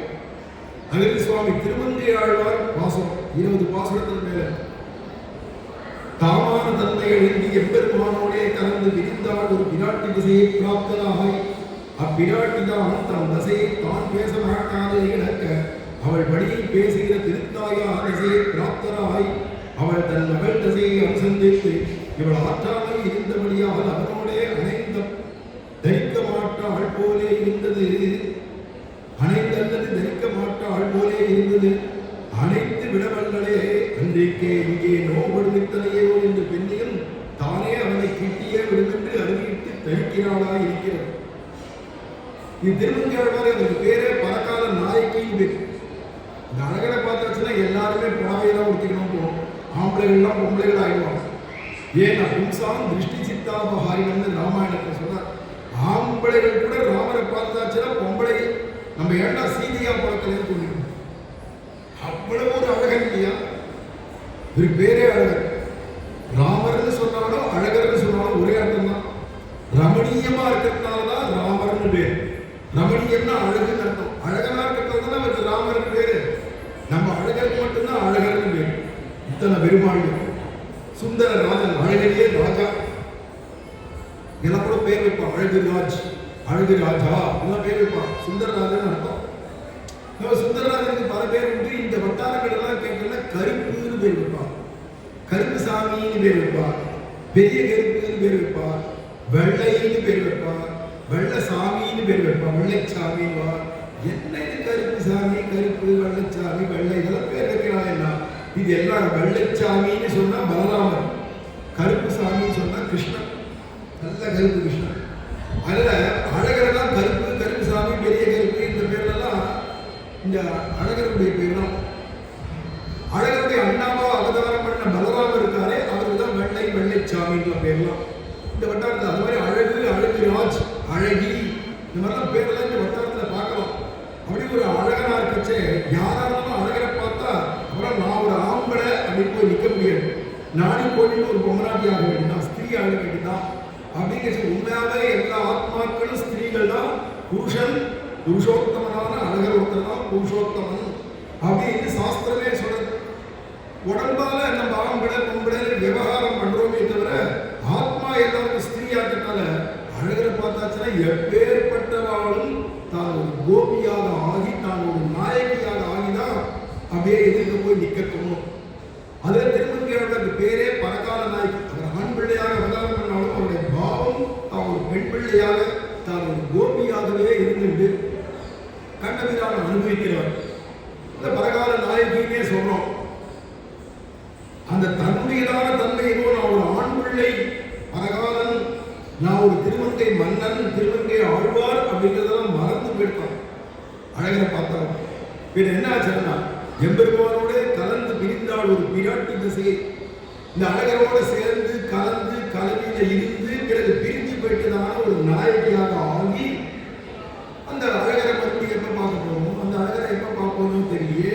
அழகர் மறுபடியும் வருவாரா, என்ன அழைச்சிப்பாரா, எனக்கு எல்லா அனுபவங்களும் முன்னாடி கொடுத்தாரு அதை கொடுப்பாரா அப்படின்னு ஏங்கி கிடக்கிற ஒரு நாயகியாக ஆகி, ஆனா வாய் கொண்டு புலம்ப கூட முடியாத அப்படியே சோர்ந்து போய் உட்கார்ந்துட்டாங்க. இப்படி பொண்ணு இருக்கிறத பார்த்து அவன் அம்மா இருக்கா இல்லையா, பதக்கால நாய்க்கு, இந்த நாய்க்குடைய அம்மா இருக்காளே, அவதான் பார்த்துட்டு பதறான். ஐயோ என் பொண்ணு இப்படி ஆயிட்டாங்க, சாப்பிட மாட்டேங்கிறா, தூங்க மாட்டேங்கிறா, எப்ப பார்த்தாலும் அழகர் அழகர் சுந்தரநாதன் அப்படின்னு பேரை சொல்லிட்டே இருக்காளே தவிர ஆனா சாப்பிட மாட்டேங்கிறா, தூங்க மாட்டேங்கிறா. இவருடைய அவன் பிரிவாற்றாமை தாங்க முடியாத படுற பாட பார்த்து மறுபடியும் அழகர் வருவாரா, மறுபடியும் அழைச்சுப்பாரா என் பொண்ணை, ஏன்னா இது உயிர் நிற்காது போல இருக்கே அப்படின்னு. ஆனா இவள் இருக்கிற இருப்புக்கு அழகர் வராத போக மாட்டார், இவனும் அவரை அணைக்காத இருக்க மாட்டார். இது கிடைச்சே தீரும் அப்படின்னு இந்த தாயார் அறுதிவிட்டு சொல்ற பாசம்.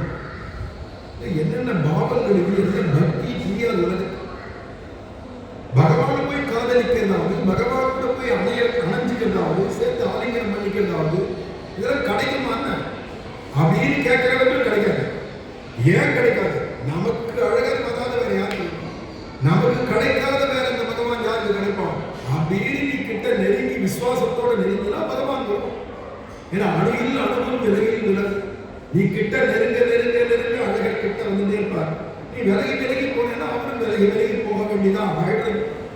நம்ம பாவம் எப்படியோ எம்பாவம்.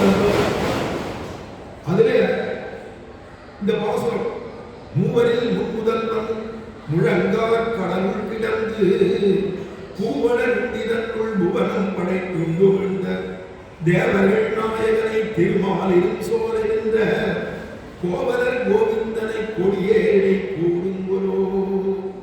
இந்த தாயார் பாடுற பாசம் மூவரில் முன்முதல்வன். அழகர் ரொம்ப சுலபமா நமக்கு கிடைக்கிறதுனால மகிமை தெரியாத பெறக்கூடாது. பிரம்மா விஷ்ணு சிவன் சொல்றவே எல்லாத்திலும் மேற்பட்டவர் தான் நம்ம அழகர். பிரம்மாவுக்கும் மேற்பட்டவர், சிவனுக்கும் மேற்பட்டவர். இந்த மலை மேல உட்காந்துக்கார முருகன், அவருக்கே சொந்த மாமா மேற்பட்டவர் கொண்டு தாத்தா. முருகனுடைய அப்பா சிவன், அவருடைய அப்பா பிரம்மா. இந்த பிரம்மாவையே படைச்சவன் அனந்த பத்மநாபன் பகவான் ஸ்ரீமன் நாராயணன் தான். நான்முகனை நாராயணன் படைத்தான், நான்முகனும் தான்முகமாய் சங்கரனை தான் படைத்தான் அப்படின்னு திருமழிசையாளர் சொல்றாரு. வேதம் சொல்லு, நாராயணா பிரம்மா ஜாயதே, நாராயணா ருத்ரோ ஜாயதே அப்படின்னு வேதமே சொல்றது. நாராயணன் தான் பிரம்மாவை படைச்சார், நாராயணன் தான் சிவனை படைச்சார், நாராயணன் தான் இந்திரனை படைச்சார், நாராயணன் தான் முருகனை படைச்சார். சமஸ்த தெய்வங்களையும் சரி, சமஸ்த ஜீவாத்மாக்களை உலகத்தை படைப்புனால காரணமான வஸ்து வருது. மூவரில் முன்முதல்வன் அமைக்கிறார். மூன்று பேரை வச்சு முதல்வன் யாரான நம்ம அழகர் தான். இந்திரனையும் கூட்டி மூவருக்கு பிரதானன் எண்ணுதல் சப்ரம்மா சசிவசேந்திர சோக்ஷர பரமஸ்வரா அப்படின்னு வேதங்கிறதுனால பிரம்மா சிவன் இந்திரன் இந்த மூணு பேரையும் சேர்த்து வச்சா மூவர். இந்த மூவரில் முன்முதல்வன், எல்லாருக்கும் முன்னாடி அவளையும் படைத்து காத்தளிக்கக்கூடிய ஒரே பரபிரம்மம், பரமாத்மா, பரஞ்சோதி, பரம் தத்துவம், பரம் தேயம். எந்தெந்த வார்த்தையால வேதங்கள் சொல்றதோ அத்தனை குறிக்கிறது நம்ம அழகர் மட்டும் தான். தமிழ்ல நீ பரம்பொருள்னு சொல்லிக்கோ, கடவுள்னு சொல்லிக்கோ, ஈசன் சொல்லிக்கோ, இறைவன் சொல்லிக்கோ, எல்லாம் நம்ம அழகர் தான். இல்ல இங்கிலீஷ்ல காட்னு சொல்லிக்கோ, அல்மைட்டின்னு சொல்லிக்கோ, லார்டுன்னு சொல்லிக்கோ, எல்லாம் நம்ம அழகர் தான். ஏன்னா எல்லாருக்கும் மேற்பட்டவா பிரம்மா சிவன் இருக்காரு சொல்றோம். அவளுக்கும் முன் முதல்வன் இவன். ஆனா இந்திரனையும் சேர்த்துட்டோம்னா பிரம்மா சிவன் இந்திரன். அன்றைக்கே மூவரில் வைத்துக் கொண்டு தான் பிரதானன் என்கிறல். இல்ல பிரம்மா விஷ்ணு சிவன் எடுத்துட்டாலும் அவன் மூணு பேரை மட்டும் எடுத்து பேசினாலும் அதுல விஷ்ணு தான் பரம் பிரம்மம். மூவரில் முன் முதல்வனா இருக்கக்கூடியவன். ஏன் முன் முதல்வன் அப்படிங்கிறாங்க? எல்லாத்துக்கும் முன்னாடியே இருக்காங்க. ஆதிப்பிரான் நிற்க நம்மாழ்வார் சொல்றார். ஆதிப்பிரான் அப்படின்னாலே எல்லாத்துக்கும் ஆதி மூலம் அவர்தான். பிரம்மா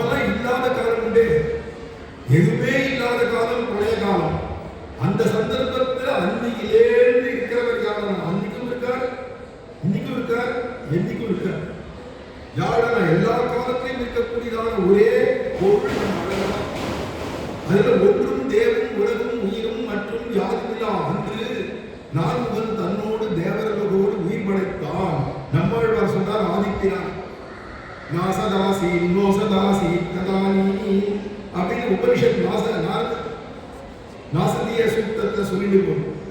சத்தும் இல்ல அசத்தும் இல்ல, உயிருள்ள வஸ்துவும் இல்ல உயிரற்ற வஸ்துவும் இல்ல. அப்படி இருக்கிற காலம் பிரளய காலம். அந்த பிரளய காலத்துல ஒரு தனி முதல்வனா அப்பவும் இருந்தவர் நம்ம அழகர் தான். ஊழி முதல்வன் உருவம் போல் மெய்கருத்து அப்படிங்கிறாலே ஊழி முதல்வன் பிரளய காலத்திலே இருக்கக்கூடிய முதல்வன். இவன் தான் வேத முதல்வன், இவன் தான் ஊழி முதல்வன், இவன் தான் வடபத்திர சாயியா ஆலையிலே பாலகனா அப்பவும் இருந்தவன். அப்படி இருக்கக்கூடிய எல்லாத்தையும் வயிற்றுல வச்சுட்டு உயிர் உள்ளது உயிரற்றதுன்ற சமஸ்த ஜகத்தையும் உள்ள வயிற்றுல வச்சுட்டு தனி ஒருவனாக உலகம் உண்ட பெருவாயனாக இருந்த எம்பெருமான் இவன் ஒருத்தன் தான் அப்படிங்கச்சு.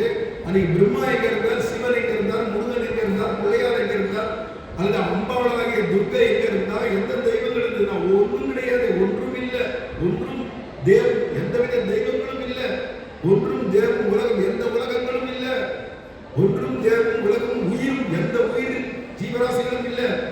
யாரும் இல்லா அன்று எதுவுமே இல்லாத காலத்துல அத்தனையும் வயிற்றுல வச்சு காப்பாத்தி மறுபடியும் படைக்கிற காலம் வந்தோடனே உமிழ்ந்த எல்லாத்தையும் மறுபடியும் சிருஷ்டி பண்ணார்.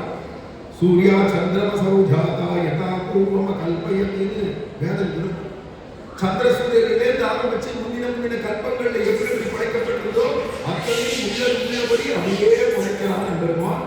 புனரேவ ததா சிருஷ்டம் அப்படின்னு சுந்தரகாண்டத்துல ஹனுமார் கூட போய் ராவணன்ட்ட சொல்றார், நீ ராமனை சாமான்யமா நினைச்சுட்ட, ஏ ராட்சச ராஜேந்திரா ராவணா, ராமர் எப்பேற்பட்டவனா, இந்த உலகத்தான் நாசம் பண்ணி அத்தனையும் முழுங்கிட்டு பிரளய காலத்துல தனி ஒருவரானது மறுபடியும் உள்ளபடி படைக்கக்கூடிய முழுமுதற் கடவுளமான பரபிரம்மம் தான் சக்கரவர்த்தி திருமகனாகிய இந்த ராமர்னு தெரிஞ்சுக்கோ அப்படின்னு சுந்தரகாண்டத்துல ஹனுமாரும் போய் சொல்றார் ராவணன்ட்ட பேசச்சு.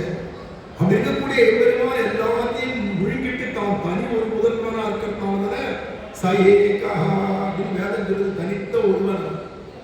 அவனோட யாரையும் ஒப்பிட்டு பேச முடியாது. தன் ஒப்பாரில் அப்பன், அவனுக்கு ஒப்பு யாரும் இல்லை, சமமும் இல்லை, அவனுக்கு மேற்பட்டவர் கிடையாது. ஒப்பார் மிக்கார் இளையாய மாமாயா பாகவத புராணம் சொல்றது நிரஸ்த சாமியாதி செய்யேத ராமசா அப்படிங்கிறதால எல்லாத்துக்கும் மேற்பட்டவன் எம்பெருமான். ஆனா மூவரில் முன்முதல்வன்.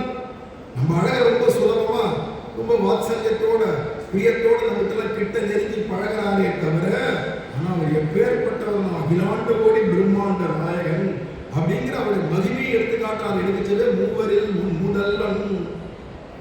முழங்கார் கடல் கிடந்து பூவளர்ந்திதன் உள் புவனம் படை கொண்டு வந்த திரைக்கிழப்பத்தாலே பெரிய கோஷத்தை உடைத்தான திருப்பார்க்கடலிலே பிரம்மாதிகள் பூக்குரல் கேட்கும்படி வந்து கண் வளர்ந்தொழி. திரைக்கிழப்பத்தாலே பெரிய கோஷத்தை உடைத்தான பழைய கால ஜலம் அலை மேல அலையா இங்கேயும் அலை மோதுறது, அப்படியே கலர்ந்து வருது அந்த பழைய கால ஜலம். பெரிய கோஷம் சோ சோறு சத்தம் இருக்கிறது. இப்படி இருக்கக்கூடியதான பழைய கால ஜலத்தை சொல்றாருன்னா பார்க்கடல் அப்படிங்கிற திருப்பார்க்கடலிலே அந்த எம்பெருமான் என்ன பண்ணானா, பழைய காலத்துல படைச்சிருந்த எம்பெருமான் தான் உலகத்தெல்லாம் படைச்சிட்டு அதுக்கு நடுவுலயே எப்படி விவசாயியானவன் தன்னுடைய வீடு, இங்க கிராமத்துக்குள்ள வீடு இருந்தா கூட ஆனா அந்த விவசாய நிலத்துக்கிட்டே ஒரு சின்ன குடில் போட்டுட்டு குடிசையை போட்டு அங்கேயே இருந்து பார்த்துப்பான். அதுவும் அறுவடையான சமயம்லாம் வந்துருந்தா அங்கேயே தான் இருப்பான். ஏன் ஒரு வீடு இல்லையா இருந்தா கூட ஆனா அந்த பயிர்களை நோக்கணுமே எப்படி போய் இருப்பானோ அது மாதிரி இந்த வைகுண்டம் இருந்தா கூட எல்லாத்தையும் விட்டு பார்க்கடல்ல வந்து படுத்துட்டுருக்கானா. அந்த பார்க்கடல்ல வங்கக்கடலா இருக்கிறதுனால இங்கேயும் அங்கேயும் அலமேல ஜோர் பெரிய கோஷம். அதுல பிரம்மாதி தேவர்கள்லாம் வந்து கூக்குரல் விட்டாளனா அவளுக்கு ஏதாவது ஆபத்து வந்ததுன்னா 33 அவருக்கு முன் சென்று கப்பம் தவிர்க்கும் கலியேன்னு ஆண்டாள் சொன்ன மாதிரி தெய்வங்களுக்கு கஷ்டங்கள் வந்தாலும் ஆபத்து வந்தாலும் அதையும் போக்குறவன் பார்க்கடல் நாதனாகி நம்ம வாசுதேவன் தான், நம்ம அழகர் தான். அப்படி படுத்துட்டுதான் பார்க்கடல் விலட்சணமான திருநாபி கமலத்திலே ஜகத்தை சிருஷ்டித்து இப்படி பார்க்கடல்ல இப்ப படுத்துட்டு முன்னாடி உலகத்தை படைக்கிச்சே தன் நாதி கமலத்திலிருந்து முதல்ல 4 பிரம்மாவை சிருஷ்டி பண்ணி பின்னை பிரளயம் வந்தவாறு வயிற்றிலே எடுத்து வைத்து பிரளய காலம் இருக்குன்னா அத்தனை ஜகத்தை அகிலாண்ட கூடிய பிரம்மாண்டத்தை முழுகி வயிற்றில் வச்சு காப்பாற்றி உள்ளே கிடந்து நெருக்கப்பட உண்ணாது என்று வெளிநாடு காண உள்ளுக்குள்ள இத்தனை உலகத்தையும் இத்தனை ஜீவராசிகளையும் வயிற்றில் வச்சிருக்காரு ஒன்னோட ஒன்று போட்டு நெசுங்கி விடாதா, ஒன்றுக்கு ஒன்று ஆபத்து வந்துடாதா அப்படின்னா அதை அப்படியே இருக்கும் வயிற்று ஜீரணமும் ஆகாது. உள்ளபடி எப்படி முழுங்கினாரோ அப்படியே வயிற்றுக்குள்ள வச்சு காப்பாற்றுவாங்க. திருப்பி அடுத்தது படைக்கச்சா அப்படியே உள்ளபடி கத்துவாங்க, உமிழ்வாங்க. இதுதானே பகவானுடைய அகடித கடனா சாமர்த்தம். இது இந்த அழகரை தவிர வேற யாருக்கும் வராத விஷயமாச்சு. அதனால இங்க சொல்றார், அப்படியே இருக்கிறத உள்ளபடி உமிழ்ந்து இப்படி நோக்குகிற அயர்வரும் அமரர்கள் அதிபதியை. அயர்வரும் அமரர்கள் அதிபதினா வைகுண்டத்தில் நித்திய சூரியனே சேவிச்சிருக்கும்படியா, நித்திய சூரியனோட முத்தரமா சேவிச்சிருக்கக்கூடிய பரமபதத்தில் இருக்கிற அந்த எம்பெருமான் அவனே கோவலன் கோவிந்தன்.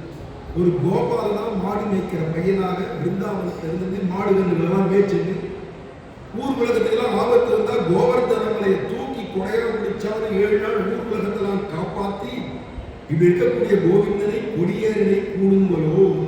இப்படி உபய விபூதி யுக்தனாய் இருந்து வைத்து கிருஷ்ணனாய் வந்து அவதரித்து வைகுண்டம்னு ஒரு சொத்து இருக்கு, சம்சாரம்னு ஒரு சொத்து இருக்கு. 2 சொத்தும் உடையதான எம்பெருமான் இவ்வளவு ஐஸ்வர்யத்தோட இருக்கிற பகவானுக்கு இந்த பூமியில வந்து அவதாரம் பண்ண வேண்டிய அவசியம் என்ன இருக்கு இந்த எம்பெருமானுக்குன்னா? ஆனா பூமியில வந்து அவதாரம் பண்றான். நான் ஒவ்வொரு ஜீவாத்மாக்களுக்கும் அந்த வைகுண்டம் பரமபதத்தை தரணும் என்று பரம கிருபையினால பூமியில வந்து அவதாரம் பண்றான். அதிலே கிருஷ்ணஸ்து பகவான் சுயம்னு சொல்லும்படியா குறை ஒன்றுமில்லாத கோவிந்தனாக பகவான் கிருஷ்ணாவதாரம் பண்ணினான். அப்படி கிருஷ்ணாவதாரம் பண்ணி பசுக்களுக்கும் இடையருக்கும் அந்த கிளேசத்தை பரிகரித்து பெரியவச்சன் பசுமாடு கன்றுகளுக்கெல்லாம் வாயில்லா ஜீவன் அப்படிங்கிறதுக்காக மட்டும் இல்ல, வாயில்லா ஜீவன் எத்தனையோ இருக்கு. ஆனா கோமாதா அப்படிங்கிறவள் கண்ணனையே சரணமடைஞ்சவள், பூர்ண பிரபத்தி நிஷ்டையோடு இருக்கிறவா, பகவானுடைய கிருபையை மட்டும் எதிர்பார்க்கிறவா தான் சரணாகதிகளாகிய ஸ்ரீ வைஷ்ணவன். தன்னுடைய முயற்சி எதுவுமே எடுக்க மாட்டான். பகவான் பார்த்து நம்மளை எப்படி வைக்கிறானோ அப்படின்னு இருக்கிறவா தான் ஸ்ரீ வைஷ்ணவா. இந்த பசுமாடு கன்றுகள்லாம் கண்ணன் பார்த்து கோபாலன் பார்த்து நம்மளை எப்படி வாழ வைக்கிறானோ அப்படி இருக்கும். அப்படின்னு கண்ணனுடைய புல்லாங்குழல் நாதத்தையே இந்த வேணு கீர்த்தியே அங்கே சாப்பாடா சாப்பிட்டு அது தாகப்படுத்துதுன்னா போய் யமுனையில போய் தண்ணீர் குடிக்க மாட்டோம். என்ன பண்ணிட்டாங்க எல்லாம் வந்து கிருஷ்ணன் ஒரு திருவடியை ஊன்றி ஒரு திருவடியை மாற்றி வச்சிருக்காங்க இல்லையா, பின்னாடியா அந்த பசுமாடுகள்லாம் வந்து அந்த சரணத்தை நக்குமா, பகவானுடைய திருவடியை அப்படி நக்கி கொடுக்குமா. திருவடியிலேருந்து வர அமிர்தம் தான் அதுக்கு தண்ணீரம். நல்ல புல்ல மேய்ஞ்சிட்டு நல்ல தண்ணீர் குடிச்சாச்சுன்னா மாடுகளுக்கெல்லாம் உடம்புல ஒரு தணவு ஏற்படும், அரிக்கும். அதுக்கு இந்த சொரிகள்னு ஒரு நட்டு வச்சிருப்பா மேய்ச்சல் நிலங்கள்ல. இந்த சொரிகள்ல போய் டீ தேய்ச்சிக்கும் மாடுலாம் உனக்கே இருக்கு. ஆனா இந்த மாடுகள் பிருந்தாவனத்தில் இருக்கிற மாடுகளுக்கெல்லாம் அது சாப்பிடுற சாப்பாடு புல்லு இல்லை, கிருஷ்ணமேதான புல்லாங்குழல் நாதம், அந்த கீதம். அது தீர்த்த சாதாரண யமுனை தண்ணீரை குடிக்கிறது இல்லை. பின் அதே பகவானுடைய சரணாமிரத்தையே நக்கிறது, திருவடியே நக்கிறது. அப்ப அதுக்கு உடம்புல அரிப்பு ஏற்பட்டா எந்த சொரிகள்ல போய் சொரிஞ்சுக்கணும்னா கிருஷ்ணன் முதுகிலேயே வந்து சொரிஞ்சுக்கணும். கிருஷ்ணனுடைய பின்னாடி இருந்து கிருஷ்ணனுடைய முதுகில இப்படி போட்டு சொரிஞ்சுக்குவோம். ஆனா அந்த சொரிகள்னு வச்சிருப்பா இல்லையா, அந்த சொரிகளுக்கு உனக்கையா இருக்காது. மாட்டில் வேணா போய் சொரிஞ்சுட்டா உனக்கையா இருக்கும். ஆனா இங்க சொரிகளுக்கும் உனக்கையா இருக்குமா, மாட்டுக்கும் உனக்கையா இருக்கும். ஏன்னா சொரிகளே கண்ணன் தானே, கண்ணனுக்கு போக்கியமா இருக்குமா அந்த மாடு வந்து நீ ஒராசச்சு. அப்படி இருக்கக்கூடியதான அந்த பசுமாடு கன்றுகள் தன்னையே பசுமாடாலும் பரவாயில்ல கண்ணு குட்டிக்கு தெரியவே தெரியாத முத்த சிசு. மன்னார்குடி போன்றதான திவ்யதேசத்துல போனா பார்த்தா தெரியும் திருவடி வார்த்தை. அதுபடி ஆமரி வேப்பன் இருக்காங்க தேரங்கூர்ல போனா போறோம். இந்த பசுமாடுகள் அந்த கண்ணுட்டியை எல்லாம் கண்ணனையே பார்க்கணும். ஏன்னா கண்ணனெல்லாம் இல்லை கண்டி சரண் அப்படின்னு இருக்கக்கூடியதாக்கத்தால அந்த பசுமாடு கன்றுகளுக்கு தேவேந்திரனாலேயே வந்த ஆபத்து. அடாது மழை பொழிஞ்சாலும் விட்டாது கோவர்தனமலை தூக்கி ஊரை காப்பாத்துவேன் அப்படின்னு பகவான் பண்ணா இல்லையா. அதை சொல்றார் கோவலன் கோவிந்தனை, கோவிந்தாபிஷேகம் இந்த இடத்துல தான். அந்த கோவர்தனமலை தூக்கிண்டு பகவான் ஸ்ரீநாத் ஜியாக எடுக்கிற கை வச்சிருந்து அப்படி கையால தூக்கிட்டுக்காலே அதுவும் இடது கையால தூக்கினான், அது சுண்டு விரல்ல தூக்கினான். தேவாலயம் பார்த்து அதை போல் விடுறான். 7 வயசு குழந்தையான கண்ணன் வானத்தில் உள்ளீர் வலியில் உள்ளீரே அதையோ வந்து வாங்குமின் என்பவன் போல் பெரியாழ்வாரும் காட்டார். அப்படி அவதரித்து பசுக்களுக்கும் இடையருக்கும் அந்த கிளேசத்தை பரிகரித்து அந்த இடையர் குலத்துல கோபாலர்கள் கோபிகள்லாம் அவளெல்லாம் அந்த குலத்தையே அவளுடைய கஷ்டம் என்ன வந்ததோ இந்திரனால ஏற்பட்ட கஷ்டம், பயங்கரமான மழை, தூணா வந்து விழுந்து அந்த கல்லெடுத்து கல்மாரி காத்தா என்றும் அப்படின்னா திருமங்காளர் கல்லுகள்லாம் வந்து விழுது, மழை ஐஸ் கட்டியா விழுது. அத்தனை பேர் ஊரே அழிஞ்சிடும் போல இருக்குன்னா ஒரு சின்ன குட்டி சது கூட கீழே விழாதபடிக்கு கோவர்தன மலையை தூக்கி அத்தனை பேரையும் காப்பாத்தினானே எம்பெருமான். மழைக்கு அன்று மலை முன் ஏந்தும் மைந்தனை மதுரவாதே அப்படின்னா ஆபத்து பக்தர்களுக்கு வரத்துக்கு முன்னாடி அழகர் முன்னாடி வந்துருவாங்க. ஆபத்து உங்ககிட்ட வரணும் இல்லையா, வரத்துக்கு முன்னாடி அவர் வந்து முன்னாடி இருந்து காப்பாற்றுவார். அப்படி பக்தர்களுக்கு அப்படி போஷிக்கக்கூடிய எம்பெருமான் அப்படிங்கிறார். அப்படி அவதரித்து பசுக்களுக்கும் இடையருக்கும் அந்த கிளேசத்தை பரிகரித்து கோவிந்தாபிஷேகம் பண்ணினவன் பிற்பாடாராய் இடக்கையும் வழக்கையும் அறியாத சம்சாரிகளுக்கு அப்படிங்கிறார். அன்னைக்கு கிருஷ்ணாவதாரத்தில் இருந்தவா கண்ணன் அனுபவிச்சா, நம்மளாம் பிற்காலத்தில் வந்து போனதுக்கு கலியில நமக்கு இடதுகையும் தெரியாது வலதுகையும் தெரியாது அப்படின்னுங்கிற நமக்காக திருமலையிலே வந்து சந்நிகிதனானால், திருமலைங்கிறது இங்க அழகா இருக்கும். இந்த திருமலையை சொன்னார் திருமாலின் ஜோலை நின்ற அப்படிங்கிறதால இந்த திருமாலின் ஜோலையாகி இந்த திருமலையில பகவான் வந்து நித்திய சாநித்தியத்தோட எல்லாருக்கும் முகம் காட்டிண்டு சுந்தரோ வத்சலத்வாதினார் பொறுத்தாளன் பரம வாத்சல்யமுடையவன். உங்ககிட்ட 1000 குற்றங்குறைகள் இருந்தாலும் நீ என்ன ஜாதியில பிறந்திருக்கோ உன் ஜாதி தான் நான். எஜாதியோ நீ எப்பேற்பட்டவன் தான், அப்பேற்பட்டவன் தான் நானும் உன்னை சேர்ந்தவன் தான் அப்படின்னு ஒருவர் அழகர். யாதிரி சகா உனக்கு என்ன குணங்கள் இருக்கு, சுபாவம் இருக்குன்னா எத் சுபாவம், உன்னுடைய ஜாதி நீ எப்பேற்பட்டவன், உன் குணம் என்ன, அதை பகவான் பார்க்க மாட்டான். அதுக்கு நான் ஆயிடுறேன். நீ கள்ளன் தான் நான் கள்ளன், நீ மரவன் தான் நான் மரவன், நீ பிராமணன் தான் நான் பிராமணன்.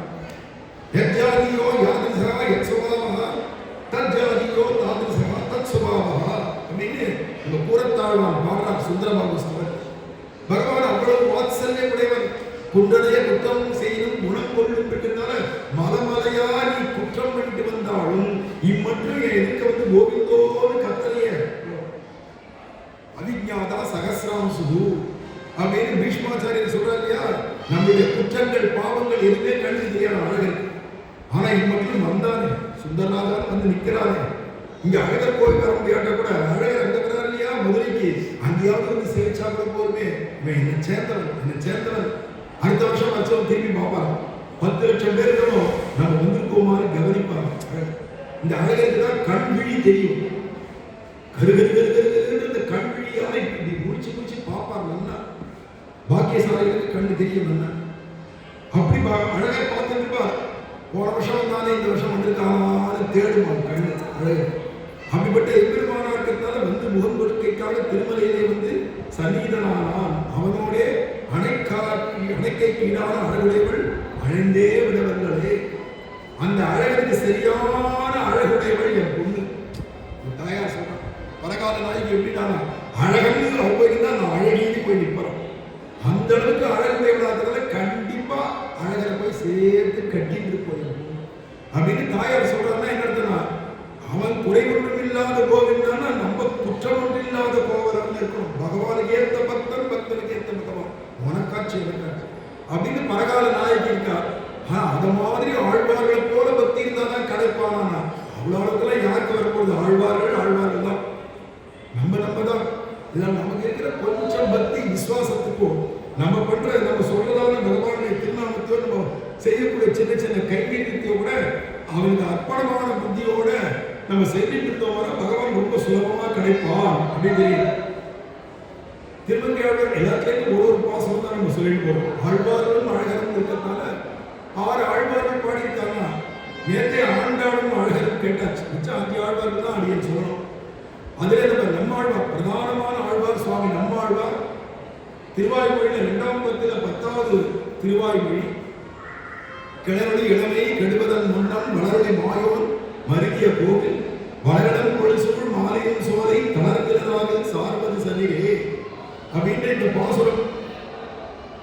இதுக்கு வந்து ஈடு வியாக்கியானம் சுவாமி நண்பர்கள் ஏற்ப செய்த ஈடுன்றதான வியாக்கியானம் இருக்கு. அதுல அவதாரிகள் சொல்றார் திருமலையை பிராபிக்கையே ஆத்மாவுக்கு நிர்திசய புருஷார்த்தம் என்கிறார்.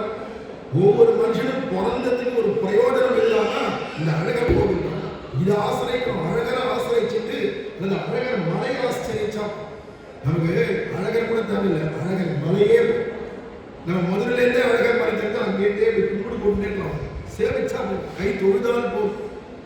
ஏன்னா திருமலை அதுவே அடைவது திறமே அப்படின்னு இங்க பாடுறான். இதே மாதிரி திருவேங்கட மாமலை ஒன்றுமே தொழ நம்பினை போயுமே அப்படின்னு திருப்பதி மலை அப்படிதான். மலையை தொழுதா போதும், திருவேங்கட முடியாத தரிசனம் பண்றோமோ இல்லையோ ஸ்ரீனிவாசனை மலையை தொழுதாலே போதும் அப்படிங்கிறான். அது மாதிரி நம்ம அழகர் மலையை தொழுதா கூட போதும் அப்படிங்கச்சு.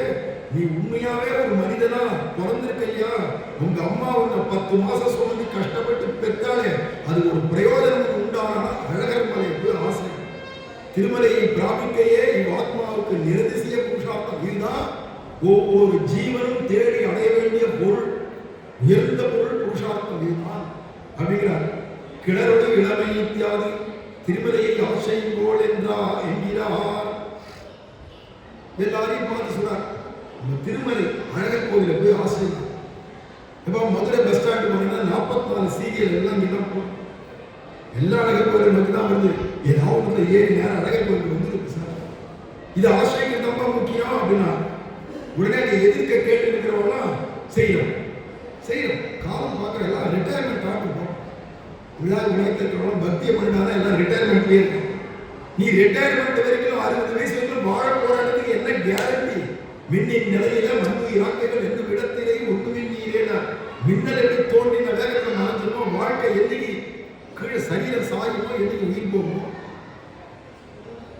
நாளைக்கு தள்ளி போடாத, இன்னைக்கு இந்த க்ஷணம் இப்பவே அப்படின்னு திருமலை அழகர் கோயில் வந்து ஆசிரிச்சு செய்கிறோம் என்று ஆறியிருந்தார்கள். எதுக்க கேட்கிறவெல்லாம் நம்மாழ்வார்ட்ட சொன்னா செய்யறோம்.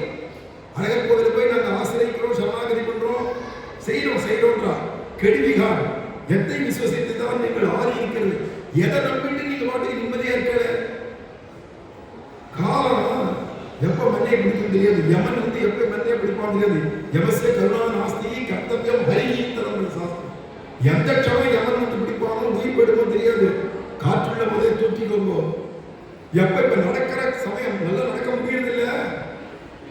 அடுத்தபடிக்கு ஆகிய கோமா ஸ்டேஜ்ல மறந்திய நதனக்கள் உடனே கிளம்புங்க.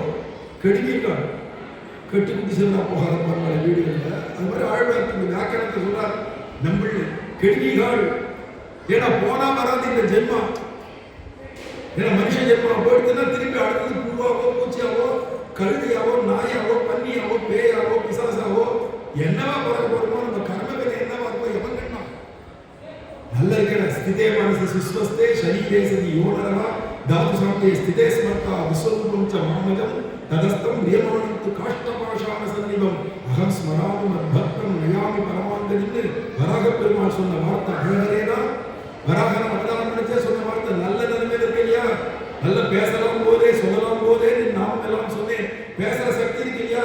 கண்டனையும் பம்பு பேசாத. முடிஞ்சா திவ்ய பருவம் சேவி தமிழ்ல தான் இல்லையா? நாராயணா கோவிந்தா நாகனையாய் அப்படின்னு கூப்பிட உடைய நாமத்தையாவது சொல்லு. பிரபந்தம் கூட வரலன்னா நாமத்தையாவது சொல்லிட்டு வீடு பொழுது போக்காத. காது நல்லா கேட்கறீங்க, செவிடு ஆகலையே, கேளு. அவனை பத்தின கதைகள் எல்லாம் உட்காந்து கேளு. பகவத் விஷயத்தை கேளு. மூக்கு நல்லா முகர்ற சக்தி இருக்குச்சுன்னா கோவில்ல கொடுக்குற துளசி எடுத்து முகர்ந்து வாயில போட்டுக்கோ. ஜிக்ரங்கிராண முகுந்த பாத துளசியின் மூர்தன் நமாலோட்சகம் முகுந்த மாலையில சொன்னார். மூக்குக்கு பிரயோஜனமே அவங்க அர்ப்பிச்சதான முகுந்தனுடைய பாதத்தில் அர்ப்பிச்ச துளசியை முகர்றதுக்காக மூக்குன்னு வச்சாத கண்ட சக்தி முகர்றதுக்கு இல்லை. அதான் துர்நாற்றம் தான் நாற்றத்துடாய்படி நாராயணன். காது கொடுத்தா மூக்கு கொடுத்தா கண்ணு கொடுத்தாலே என்ன பிரயோஜனம்? கண்ணதையும் பார்த்துட்டு இந்த கண்ணதே காட்சி அழகிற பாரு கண்ணால. இதை பார்த்துட்டும் அப்புறமா இன்னொன்று சௌந்தரியம் தோணுமா? சௌந்தரிய பரிபூர்ணனாச்சே, சுந்தர ராஜனாச்சே, அழகனாச்சே. அந்த மூக்கு இருந்த வாரம் அது மட்டும் இல்ல, குழல் அழகர், வாய் அழகர், கோப்பூரில் எழுதமர பூவழகர் இப்படி வர்ணிக்கிற ஆண்டாள். அப்பேற்பட்ட அழகர்னா அழகர் தான். இதுக்கு மேல என்னடாப்பா சுந்தரத்தை சௌந்தரியத்தை போய் பார்க்க போற? கண்ணு படைச்ச பிரயோஜனம் அவனை பாரு, காது கொடுத்த பிரயோஜனம் கேளு, மூக்கு கொடுத்த பிரயோஜனம் துளசி கோவிந்தான் கத்து.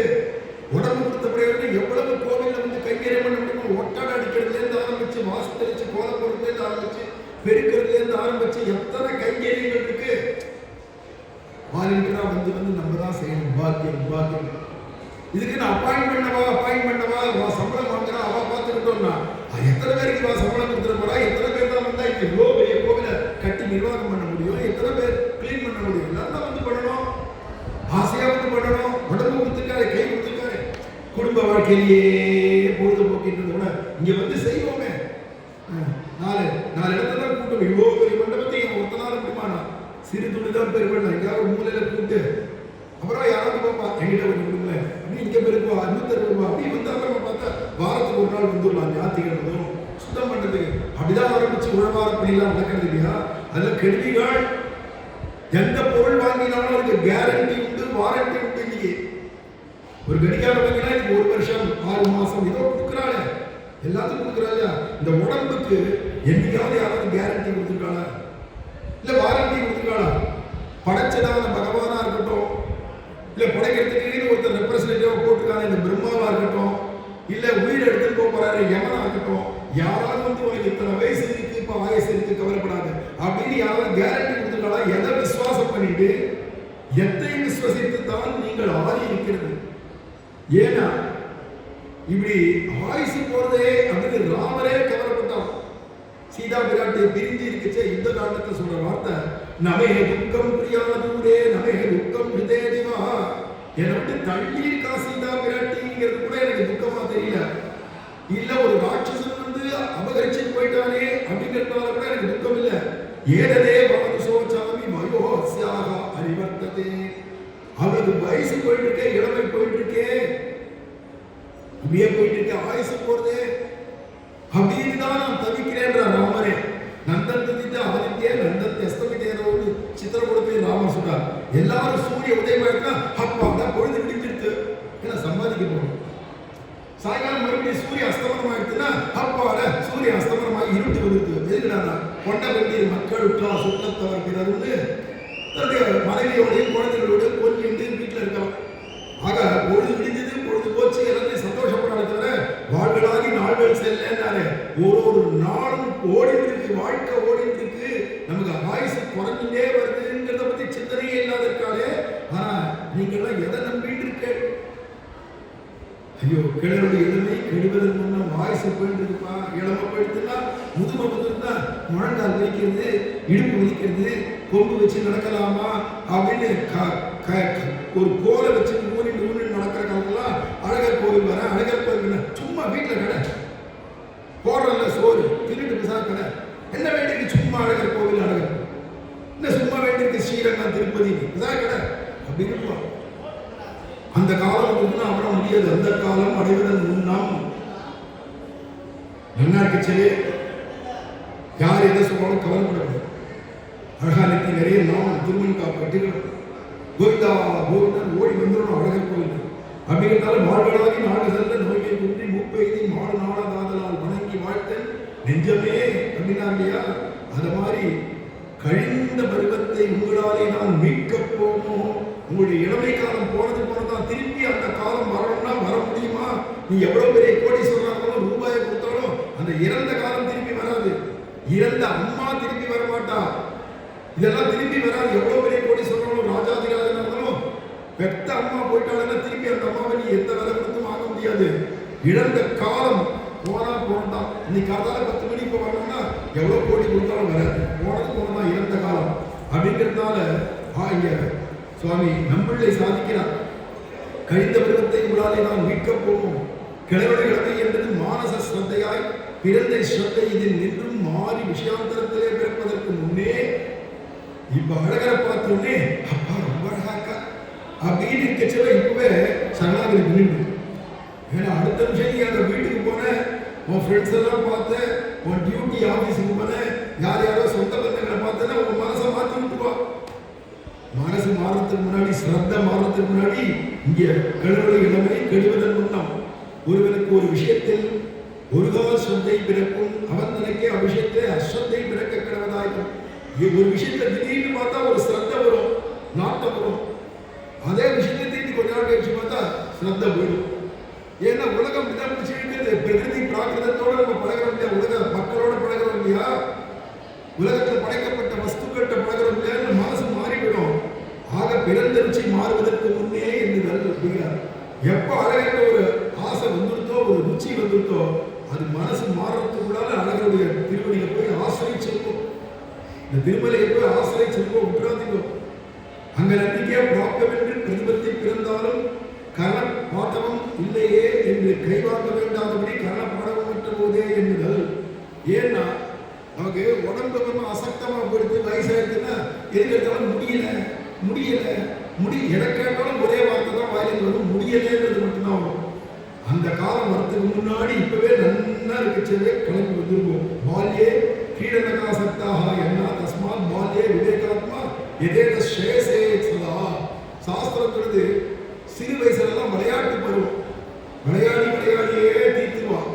ஆனா பாக்கியவானான குழந்தைகள் என்ன பண்ணுறாங்கன்னா, விளையாடச்சவே கூட சொப்பு சாமான வச்சு விளையாடுறது மேல பெருமாளை வச்சுட்டு அந்த பெருமாளுக்கு நான் திருமஞ்சனம் மாற்றேன், அந்த பெருமாளுக்கு அலங்காரம் பண்றேன், தான் சாப்பிட அந்த பெருமாளுக்கு மம்மு ஊட்டுறேன் அப்படின்னு அந்த குழந்தைகள் இப்படி விளையாடும். பிள்ளை விளையாட்டோடு வரா திருப்பேரு அப்படின்னு பாடுறாங்க இல்லையா, தென் திருப்பேரையில். அது மாதிரி குழந்தைகள் விளையாட்டு கூட பகவத் விஷயமான விளையாட்டா இருக்கும். அப்பதான் ஸ்ரேயஸ் உண்டாகும் அப்படின்னு ஆசைப்பட்டு சாஸ்திரம் சொல்றது மாதிரி கிளறொளி இளமை கெடுவதன் முன்னம்.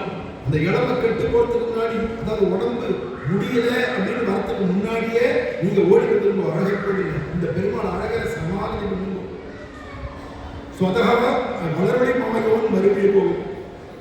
இவனுக்கோ கிளறொளி இளமை கெடுறதுக்கு முன்னாடி அங்க பெருமாளுக்கு நாளுக்கு நாள் ஒளி தேஜஸ் வளர்ந்துட்டே இருக்கும். சொதகா விருத்தி க்ஷயாதிகள் இல்லாதவனுக்கு பகவானுக்கு வளர்ச்சியும் இல்லை தாழ்ச்சியும் இல்லை, எப்போதும் சதைக ரூபாய அப்படிங்கிற மாதிரி எப்போதும் ஒரே மாதிரி திருமேனி உடைய பகவான். அவனுக்கு எந்த விதமான க்ஷயமும் கிடையாது, எந்த விதமான விருத்தியும் கிடையாது, விருத்தியும் கிடையாது. அதான் வளர்றதும் இல்லை தாழதும் இல்லை, ஒரே மாதிரிதான் பகவான் இருப்பான்னு சாஸ்திரம் சொல்லுது. ஆனா அழகர் கோயில வந்தவங்க பெருமாள் என்னன்னா நாளுக்கு நாள் ஒளி வளர்ந்துட்டே போகணும். சதைக ரூபாயினு பேருக்கு வளரொளி மாயோ விகாரத்தை பிறப்பிக்கமாயிற்று தேசஸ்வபாவம். ஏன் பெருமாள் இந்த அழகர் கோயில் வந்தவங்க மட்டும் நாளுக்கு நாள் ஒளி தேஜஸ்வே தக ஜொலிக்கிறது? ஏன் நாளுக்கு நாள் வளர்ந்துட்டே இருக்கு இந்த அழகு அப்படின்னா, அது இந்த திவ்ய தேசத்துடைய சுபாவம். இந்த அழகர் மலைக்கு வந்தா எல்லாருமே இளமையாடுவாங்க, இந்த அழகர் மலைக்கு வந்தா எல்லாருமே அழகா போயிடுவாங்க. ஏன்னா பெருமாள் தன்னை போல தன்னுடைய அடியவர்களை வச்சுப்பான் அப்படிங்கிறதுனால அப்பேற்பட்டதான அழகனுக்கு இந்த தேச விசேஷம், இந்த திவ்ய தேசம் வந்தோடனே அவனுக்கோ வளரொளி மாயோ. அழகருடைய முகம் மாதிரி எந்த பெருமாளுக்கும் கிடையாது. இந்த தேஜஸுக்கு வந்து தக தக தக தகன்னு ஜொலிக்கிறது. சுட்டுரைத்த நண்பன் உன் திருமேனி ஒளி ஒவ்வாதுன்னு முடிச்சோதி ஆகாசம் நம்மாழ்வார் சொல்றார். நல்ல சுட்டுரைத்ததான தங்கத்தை எடுத்து வந்து வச்சா கூட இந்த முகத்தில் இருக்கிற அந்த தேஜஸுக்கு ஒளிக்கு சமமாக தங்கெல்லாம் வந்து பித்தளை மாதிரி இருக்கும், துருப்பிடிச்ச இரும்பு மாதிரி இருக்கும். ஏன்டா அந்த பெருமாள் இருக்கு, அவருடைய முகம் அப்படிதான் பார்க்கிறோமே. அழகருடைய முகம் எப்போதும் தக தக. நேற்று பார்த்த முகம் இன்னைக்கு இல்லை, காத்தால பார்த்த முகம் இப்ப இல்லை, இல்ல ஒரு மணி நேரத்துக்கு முன்னாடி பார்த்த முகம் இப்ப இல்லை, ஒரு நொடிக்கு முன்னாடி பார்த்த முகம் இப்ப இல்லை.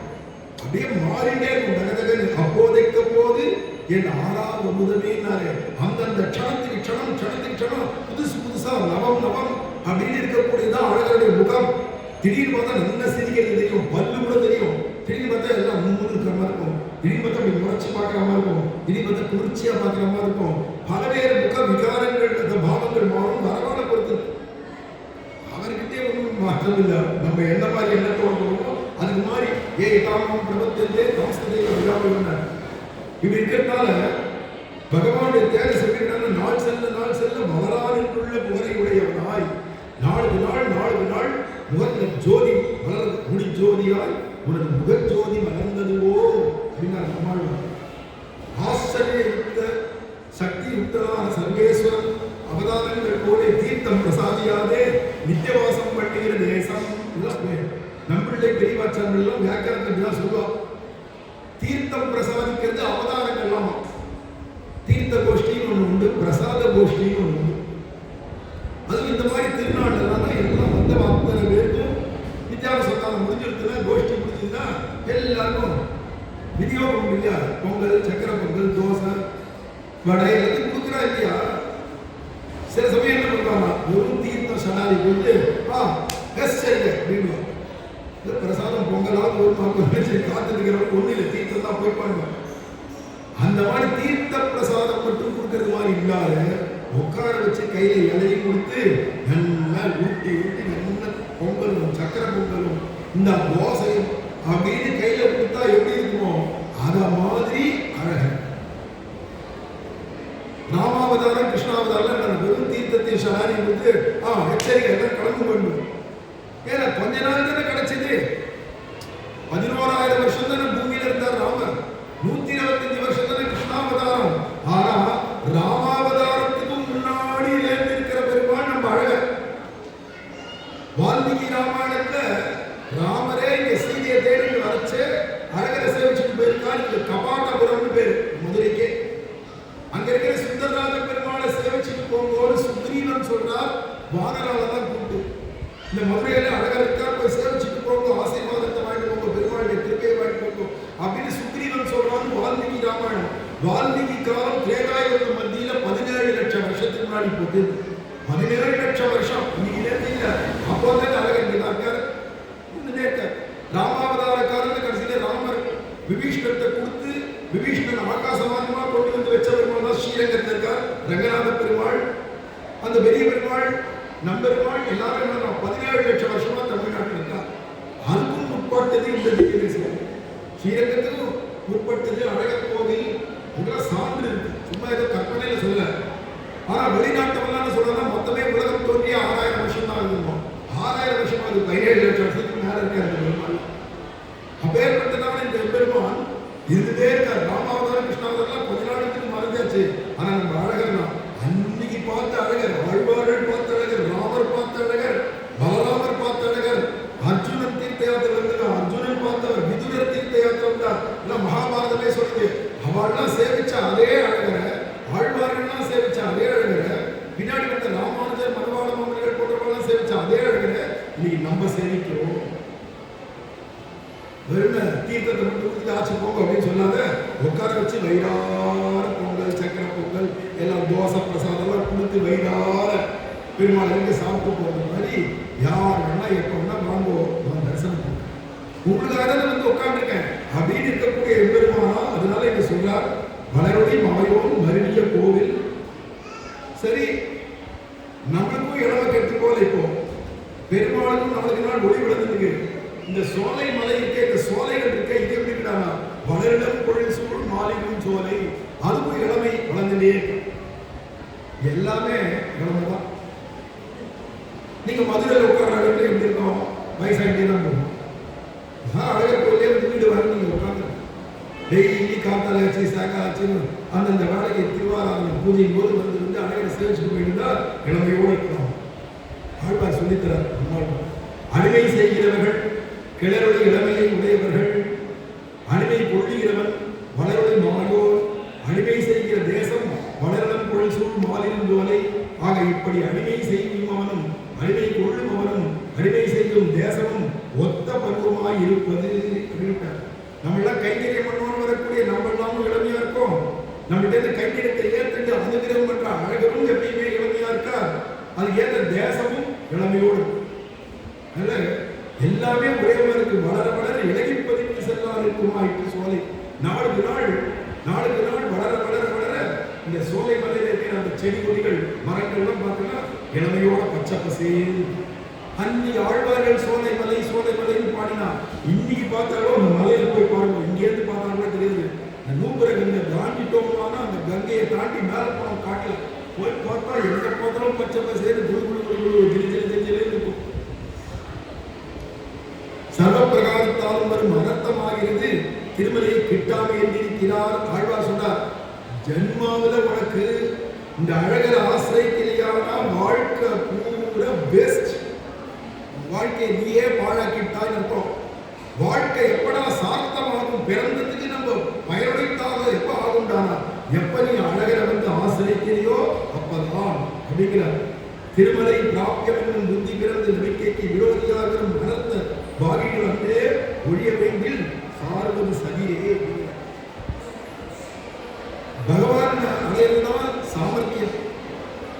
பகவானை ஆசிரிக்காத போயிட்டியானா உனக்கு இழிவுங்கிற. இழிவுனா தாரியம். நீ என்னைக்குமே தரித்திர தீனம் தான். தீனோ தீன ஏவசம். அழகரை கூட வந்து ஆசிரியர்களை சமாதி பண்ணனா உனக்கு என்னைக்கு வாழ்க்கை முடிய போது எத்தனை கோடி ஜென்மம் இருந்தாலும் நீ இப்படியே அழுது எல்லா முகத்தையும் பாருங்க. இப்படியேதான் இருக்கு. பிரசன்னமா சிரிச்ச முகமா ஞானிகள் இருந்தார். அழகர் ஆசிரியச்சமான எப்பவுமே பிரசன்னமா இருப்பான். எது நடந்தாலும் அழகர் இஷ்டம் தான். நமக்கு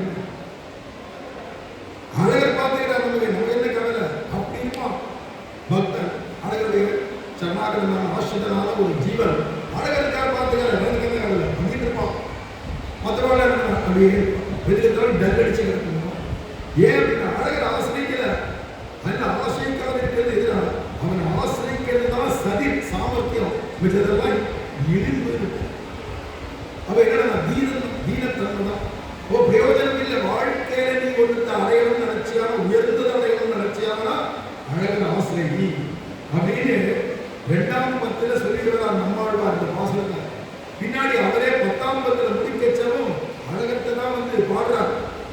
அந்த அழகரை பாடச்சவே மங்க ஒட்டும் மாமாயை திருமாலின் சோதனேய நங்கள் போனே யானே நீயாகி என்னை அளித்தானே பொங்கை புலனும் கொடியெங்கும் கருமேந்திரியம் ஐம்பூதம் இங்கு உயிரே பிரிதி மானாங்கார மனங்களே. இந்த சரீரமே எனக்கு வேண்டாமே. போர் வாழ்ந்ததுதான் நம்மாழ்வார் சொன்னார். போர்ல வாழ்ந்ததுதான் என்ன தகவல் திருப்பி சாப்பிடணும் தெரியுது. அதே இட்லி அதே சாம்பார் அதே தோசை அதே சட்னி அதே தான் திருப்பி குழம்பு ரசம் என்னமோ சாப்பிட்டுருக்கோம். எவ்வளவு சாப்பிட்டாலும் இந்த வயிறு திருப்தியே இருக்க மாட்டேங்குது. இந்த நாக்கு ருச்சி போர்வே போட மாட்டேங்குது. ஆனா நம்மாழ்வார் சொல்றா போர்வே எனக்கு இந்த சரீரம் வேண்டாமே. கண்ணங்களை தீர்த்து வைகுண்டாட்சியர் திருவடிக்கு கூடும் நாள் என்னாலோன்னு கேட்கிறார் இல்லையா. அப்படி ஆழ்வார் ஆசைப்பட்டு கேட்கிறார். வைகுண்டம் நினைக்குமா போர்வே நினைக்கிற மங்க ஒட்டும் மாமாயை அப்படிங்கிறார் இல்லையா. பகவான் சொல்றார் அவன் பதிலுக்கு ஏன் இந்த சரீரத்தை என்ன குறைச்சார் கேட்க.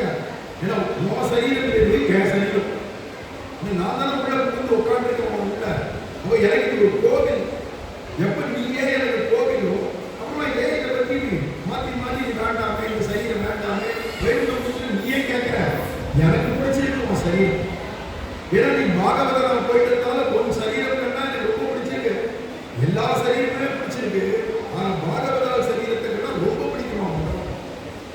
ஏன்னா அவன் பாகவதால் ஆயிட்டா இல்லையா வைஷ்ணவர் ஆயிட்டா இல்லையா அவனை கண்டா ரொம்ப பிடிக்கும் பகவான்.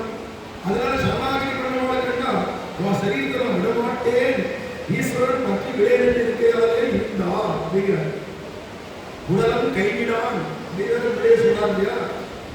இப்படி பகவானை பார்த்து நிர்பந்திக்கிறார். பகவான் வந்து பார்க்காத மாதிரி இருக்கான்.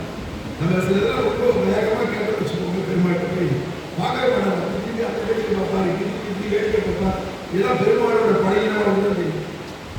பெருமாள் யாரும் வந்து யாரும் இருக்கிறவங்க தெரியாது. நீ போய் மெனக்கெட்டு சொன்னதையே திருப்பி திருப்பி சொல்ல சொல்ல இப்படி பார்ப்பாரு இப்படி பார்ப்பாரு இப்படி பார்ப்பாரு வேர்டனே இருப்பார். அதனால சொல்றாரு ஆணைக்கு ஆழ்வாரை கூட கேளாது இருந்தார். இவர் திருப்பி திருப்பி வந்து என்ன சொல்றார் எனக்கு சரீரம் வேண்டாம் வயிற்று கொடுத்து போர் இந்த பிறகு நீங்கிடு அப்படின்னா இவர் கேட்க போறார். பகவான் நான் எப்படி பார்த்து பெருமாள் என்ன சொல்றீங்க என்ன பண்ணுங்கிறீங்க திருப்பி திருப்பி கேட்டு என்ன பண்ணு திருப்பி மங்க ஒருங்கிறார். இந்த மாயிலிருந்து என்ன விலகி இந்த சரீரம் தான் பெரும் மாமாயா. இந்த சரீரத்திலிருந்து ஆத்மாவை பிடிச்சி வைகுண்டம் கொடுத்து போரும் வாழ்ந்ததெல்லாம் அப்படின்னு கேட்கலாமா. உன் மாமாயை மங்க ஒட்டு ஒருவராலும் தப்ப உண்ணாதபடி நீ வந்தித்த பிரகதியை மங்க இசை மங்குதல்னா இன்னும் பண்ணிட்டு இந்த சரீரத்தை. ஏன்னா இந்த சரீரத்துக்குள்ள ஆத்மா இருக்கிற வரைக்கும் கண்ட காட்சியும் பார்க்கத்தோடும் கண்ட விஷயத்தையும் கேட்கத்தோடும் கண்டத்தையும் உணரத்தோடும் கண்டத்தையும் திங்கத்தோடும் கண்டத்தையும் பேசத்தோடும் கண்டத்தையும் நினைக்கத்தோடும் கண்டத்தையும் போய் ஈசிக்கணும். நான்காவே தியாகவன் இருந்தவன் உங்களுடைய சரீரத்தை நீயே உபேட்சித்து வந்தோ நாம் விஜய வேண்டியது என்ன சரசக்தியான நீ படைத்தபடி எசக்தனான ஆற்றலும் நீ போட்டு வச்ச மாயை யாராலையும் இந்த சரீரத்திலிருந்து ஆத்மாவை பிரிச்சுக்கிறது நம்ம கையில இல்லை. இந்த க்ஷணம் போய் போயிடணும்னா போயிடாது. அழகரை பார்த்து சக்தி சொன்னா போய் போகும். ஏன்னா உயிராளர் உதயம் கோவில் அவர்தான் உயிராளர். அப்படி இருக்கச்ச சர்வசக்தியான பகவான் பார்த்து போட்டுலாம் தூக்கணார் சொல்லி கூடுதல் இருக்கு. இது கூடுக்கு போய் அது கூடு கட்டும் பாருங்க. எப்பேற்பட்ட வந்தாலும் பயிலாக இருந்தாக்க அதை பிரிக்க முடியாது. கிழிச்சி வேணா போடலாம், பிரிக்க முடியாது. முதல் குச்சி எங்க வச்சது, எங்க இந்த குச்சி ஆரம்பிச்சு இந்த கூடு கட்டிட்டு அப்படி கண்டுபிடிச்சு பிரிச்சு பிரிச்சு எடுக்க முடியாது. அது மாதிரி பகவான் பார்த்து போட்டு வச்சுக்கிறதான கூடுது. எவரும் அசைக்கிறது பகவான் சங்கல்பிச்சாதான் நீ தற்கொலை பண்ணாலும் நீ போகும். இல்லைன்னா குப்பையும் கொலையும் ஹாஸ்பிட்டல் எடுத்து கட்டில வந்து கை போச்சு கண்ணு போச்சு கால் போச்சுன்னு முன்னேற்றி போயிட்டு மோசமாக தான் அழிஞ்சிடும். நம்ம இயற்கையாகவே போய் போயிடலாம். ஆக உயிர் போகணும்னு சங்கல்பிச்சாதான் பண்ணிக்கிறதால பகவான் பெரிய மாயை போட்டுச்சுன்னா மமமாயா முழுக்கையா மாமேடைய பிரபஞ்சத்திலே மாயா வேண்டாம் நடந்ததே அப்படியே கணக்கிடம் கீழே சொல்லும். என் மாயை யாராலும் கணக்க முடியாது. என்னையே எவன் ஒருவன் சரம் அடையாமோ அவன் தான் மாயை கணக்க முடியும் அப்படின்னு கீழே சொல்லும். திருமாலின் போதையிலே நங்கள் போதே அழகப்பான் சொல்றார். நங்கள் போ என்னுடைய சுவாமியானே பரமதன் தலைவியின் கையால் இருந்தார். அவன் இடத்தை திரும்பி திருமலையே வந்து முப்பாடாக இருக்கிறது. நாம் சொன்னபடி காரியம் செய்வதாக இருக்கிறோம். பகவான் முன்னத்திற்கு திருமலையாகி அழகர் மலைக்கு வந்தது இருக்கிறாரா? பக்தார்கள் ஆசைப்பட்டு பகவானை என்ன சொல்றாரோ அந்த பேச்சை கேட்கலாம். பக்தாவுடைய வாக்கியத்தை கேட்கறதுக்காக பகவான் வைகுண்டத்திற்கு வந்தான். நீ நினைத்தபடி காரியம் செய்ய பார்த்தாயாக என்னை அவ்விடத்திலே என்னை அழைத்துக் கொண்டாய். நான் சொல்ற பேச்சை நீ கேட்கணும். நம்ம சொல்றாரு அழகர் பாரு, நான் சொல்ற பேச்சை நீ கேட்கணும் அப்படின்னா நான் இங்க இருக்கேன். நீ சொல்ற பேச்செல்லாம் நான் கேட்கணும். நான் வைகுண்டம் போறேன். அழகர் பார்த்தா நீ கேட்கணும்னு எனக்கு ஆசையா இருக்கு. நீ சொல்ற பேச்சை கேட்கணும் அப்படின்னு சரீரத்தை ஆத்மா பிரிச்சு வைக்கிறது மச்ச குழந்தை அனுப்புற மாதிரி கேட்கிறாங்க. நம்மளும் யாரையே நீ யாரி என்னை அழைத்தானே என் அமீ சக்தியை நீ உடையதாய் என் காரியம் செய்யக்கூடாது. இப்போது நான் இறந்த இயற்கையில் நான் அபேட்சிக்காமல் இருக்கிறேன். முன்னெல்லாம் நீயே ரத்தத்தை பண்ணி கொண்டாய். இப்படி சொல்ல செய்தேன். இப்படி கருத்து கொடுக்க முடியாமலே பேசாமல் இருந்தால் முன்னாடிலாம் நான் கேட்கறதுக்கு முன்னாடி அதை என்னென்ன வேணும் பார்த்து பார்த்து செஞ்சுட்டு இருந்தேன். என்னை இவ்வளவு நான் ஏதோ சாப்பிட்டு எப்படியோ சாதாரணமா எல்லா மக்களும் எப்படிப்பாடோ சம்சாரிகள் அதோட இருந்தேன். நீயா என்ன பண்ணா யாரோ ஒருத்தர் மூலமாக அழகர் வராது வைகி வாழ போலாம் அப்படின்னு அவன் கூட எனக்கு இஷ்டம் இல்லை. வந்து பாருடா கூட்டமா வந்து பாருன்னு பலாத்காரமா இந்த யாரும் அழைச்சிட்டு போயிட்டா. அழகர் எடுக்க கொண்டு போய் இந்த வைகி ஆத்திர கொண்டு போய் நிற்க வச்சுக்கிட்டான். 10 லட்சம் ஜனங்கள் இருக்கா. எல்லாரும் திட்டு பிடிச்சு கோவிந்தோ நீங்க மட்டும் தான் கத்த மாட்டீங்க. கோவிந்தோ கத்தா அழகர் வந்தாச்சுனாலே நினைச்சாலே அவன் அத்தனை பேர் தூப்பாடு போடுறத பார்த்தோன்னே இவருக்கு என்ன ஆச்சுனா இந்த அழகர் இதனால விட்டுவோமே அப்படின்னு நினைச்சு என்ன அறியாத அழகரை பார்த்தோன்னே காதல் உண்டு ஆசை உண்டு. அதுக்கப்புறமா என்ன அழகர் வைகி வச்ச எல்லாம் வந்துட்டு இருந்தேன். வருஷத்துக்கு ஒரு வந்துட்டு இருந்தேன். அம்மா காதல் பேரிட்டு வருஷத்துக்கு ஒரு நாள் பார்த்தா போறல முடிஞ்ச மாசத்துக்கு ஒரு நாள் வந்து அழகர் கோவில் ரிசர்ச்சுக்கு போகவே தோணிட்டு வந்தேன். அப்புறம் மாசத்துக்கு ஒரு நாள் வந்தா போல ஞாயிற்றுக்கிழமை வரலாம் வந்தேன். இப்போ காலத்தால சாயங்காலம் 2 மணி வராத இருக்க முடியல. பெசாரா மதுரையில் வீடை விட்டுட்டு அழகர் கோவில் பக்கத்திலே ஒரு வட்டாரத்தில் வீடை வாங்கி பெசாரா இவங்கதான் பண்ணுவாங்க. ஏன்னா அவங்க அழகு சுண்டி இருக்குமல்ல. இவ்வளவு தூரம் என்னை கிட்ட கிட்ட கிட்ட கிட்ட அழைச்சி நீ என் பக்தன் நான் இங்கேயே கடலா அப்படின்னு ஆக்கி வச்சுட்டு. ஆனா இப்ப நான் ஒரு விஷயத்தை கேட்கிறேன். நீ கேட்கலாம் காரணம் கேட்காத இருக்கேன். நியாயமா நான் பேராது இருக்கிறேன். நீ ஏகப்பட்டு சொல்லி இருக்கிறான். நமக்கு உபாதையாக நான் பேசாத இருக்கணும். இல்லை மௌனமாக்கிறதுக்கு காரணம் இங்கேயும் பராக்கு பார்க்கற மாதிரி இருக்கிறது காரணம் நீ போட்டு என்ன நிர்பந்தம் பண்ற. இந்த சரீரத்தை ஆத்மாவை பிடிச்சி வைக்கிறத பற்றி என் உயிர் போட்ட இப்போதே வைக்கணும்னு கேட்கிறேன். எனக்கும் சரீரம் ரொம்ப போக்கியமா இருக்கு. ரொம்ப பிடிச்சி இவ்வளவு சீக்கிரம் சரீரத்தை விட்டு ஆத்மாவை பிடிச்சி வைக்கிறது என்ன பண்ணுறது தெரியலையே.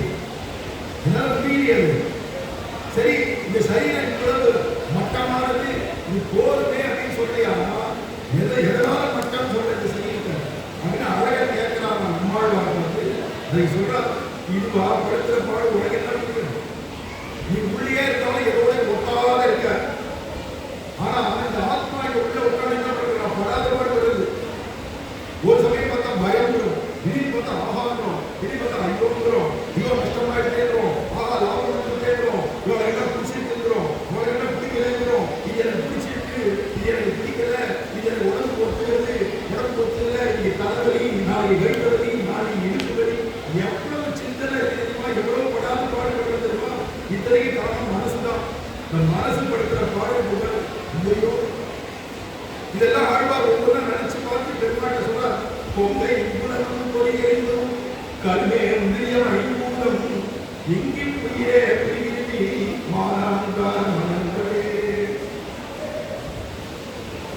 24 தத்துவங்கள் மொத்தருக்கு இந்த அண்டச்சராசர் அழகர பாட்சி தத்துவத்தோட பாடுறார். அழகான விஷயத்தை அந்த அழகர் 24 தத்துவங்களையும் படைச்சவரும் அழகர், ஐம்பூதத்தை படைச்சவர் அழகரே, இத்தனை பிரிச்சு விடுறவர் அழகரே, சக்கரத்தை தீட்டி வச்சவர் அழகரே. ஒரு பாட்டு பாடுறார். வராது வராது அழகர் வராது.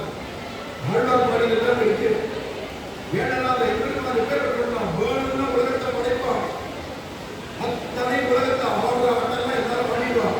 முடிஞ்சாச்சுன்னா அத்தனையும் பழையத்தை உண்டாக்கி வயிற்று அழகிக்கூடிய சக்தி உடையவனா செஞ்சிருவான். அது 24 தத்துவங்களை வச்சுன்னா இந்த மாய இயங்குது. மூல பிரகிருதியில் ஒன்று, அது ஒரு தத்துவம், அது சூட்சமா இருக்கும். மூல பிரகிருதியிலிருந்து அடுத்தது மகான் அப்படிங்கிற மகான் தத்துவம் வருது. அதிலிருந்து அகங்காரம் தத்துவம் வருது. இந்த அகங்காரமே ராஜச தாமச சாத்விகமான விதமாக பிரிஞ்சு அதிலிருந்து தான் பஞ்சபூதங்கள் உண்டாது. ஆகாசம், வாயு, அக்னி, ஜலம், அடுத்து ஜலத்துக்கு பூமி, இந்த 5 தத்துவங்கள் உண்டாது இல்லையா? ஆகாசத்தினுடையதான குணம் எதிரான அது சட்டம், அது காத்தினுடையதான குணம் எதிரான ஸ்பர்சம். காத்திருக்கிறது இல்லையா? மேல படிச்ச தெரியலையா உணர்ச்சி. அப்பால நீங்க இருக்கிற வெக்கைக்கு ஒரு மழையை கொடுத்தாங்க அழக. எனக்கு தான் சந்தோஷம். ஏன்னா நீங்க எழுதி போக முடியாது. உங்களை எழுதி போகாதபடி உட்கார வச்சிருக்காங்க. மழை பெய்ச்சு உட்காருங்க.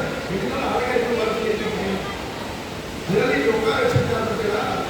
காத்து திரும்பி வரலையா? அமைக்க அது உணர்வுக்கு போகுது.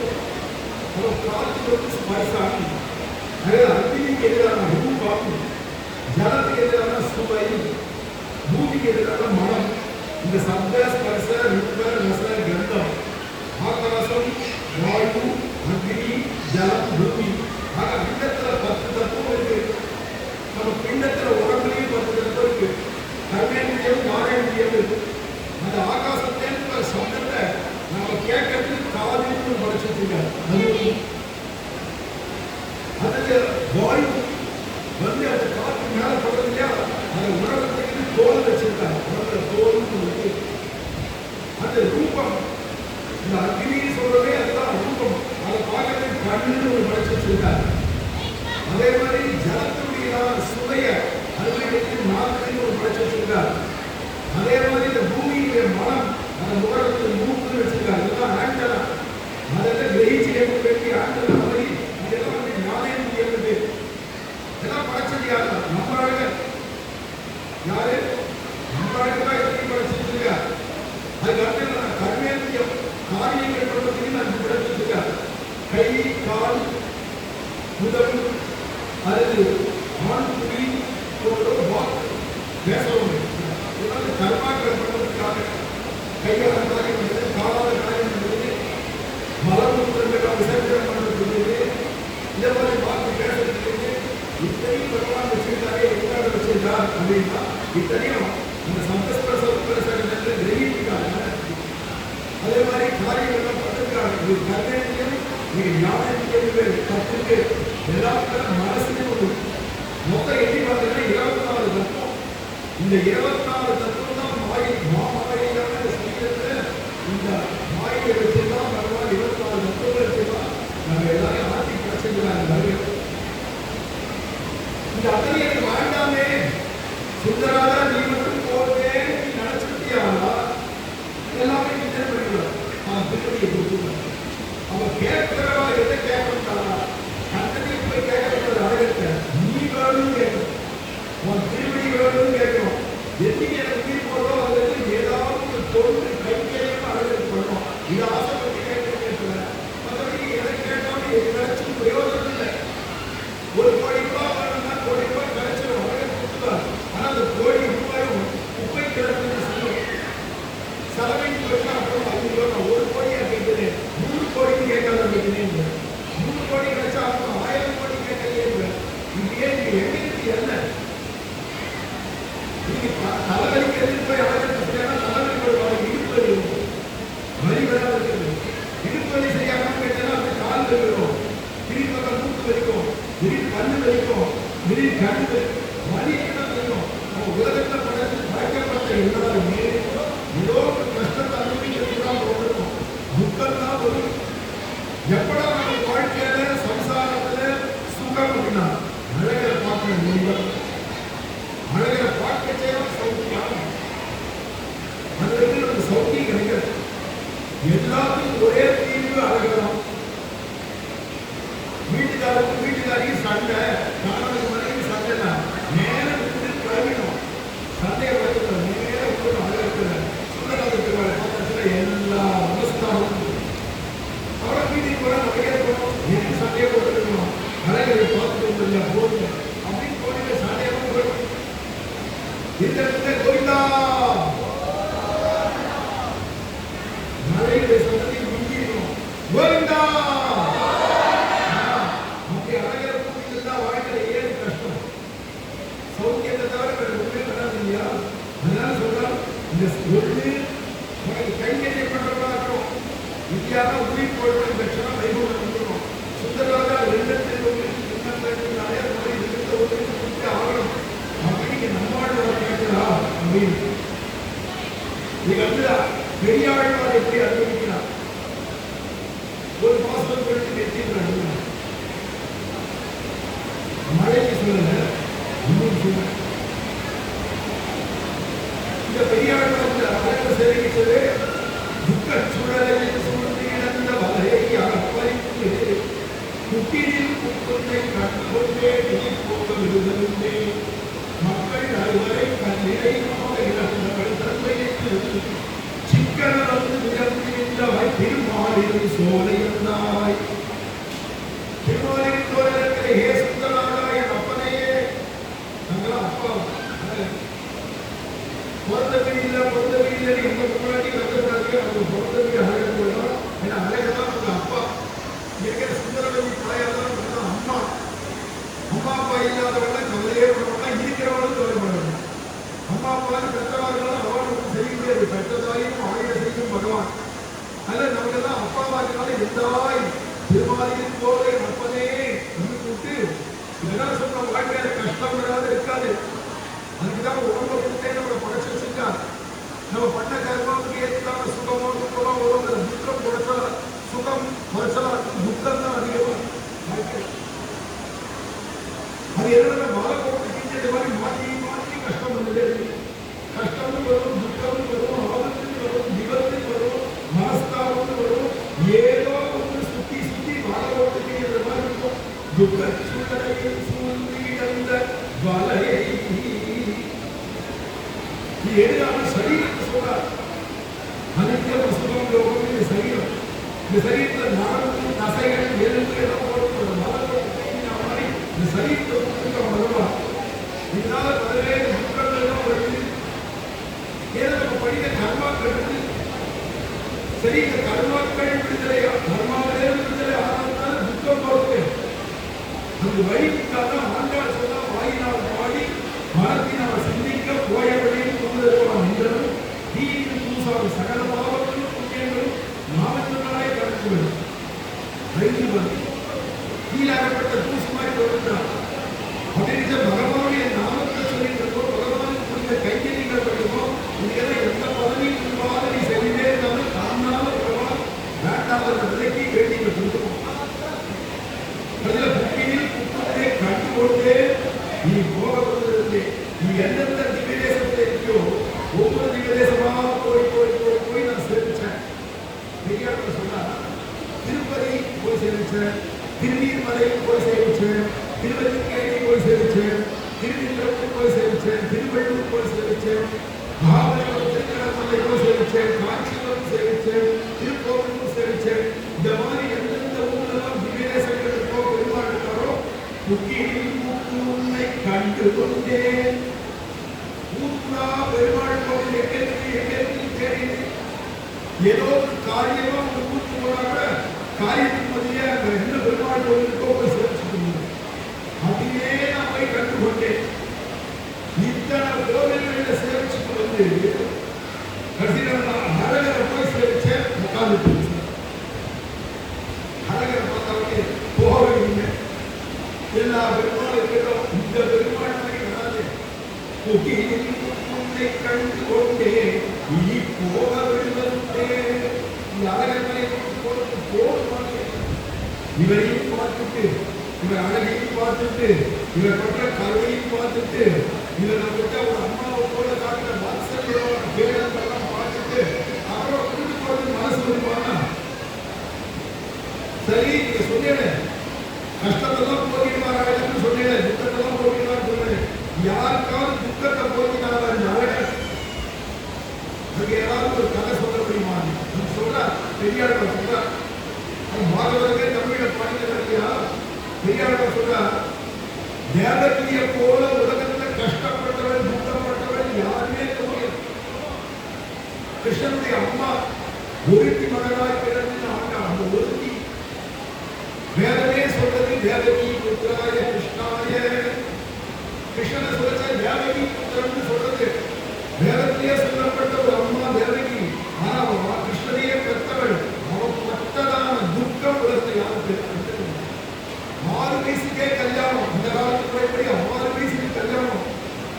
ஆத்துக்காரர்கள் வீட்டுக்காரர்கள் வயசுல வேணா வசுதேவருக்கு 35 வயசு.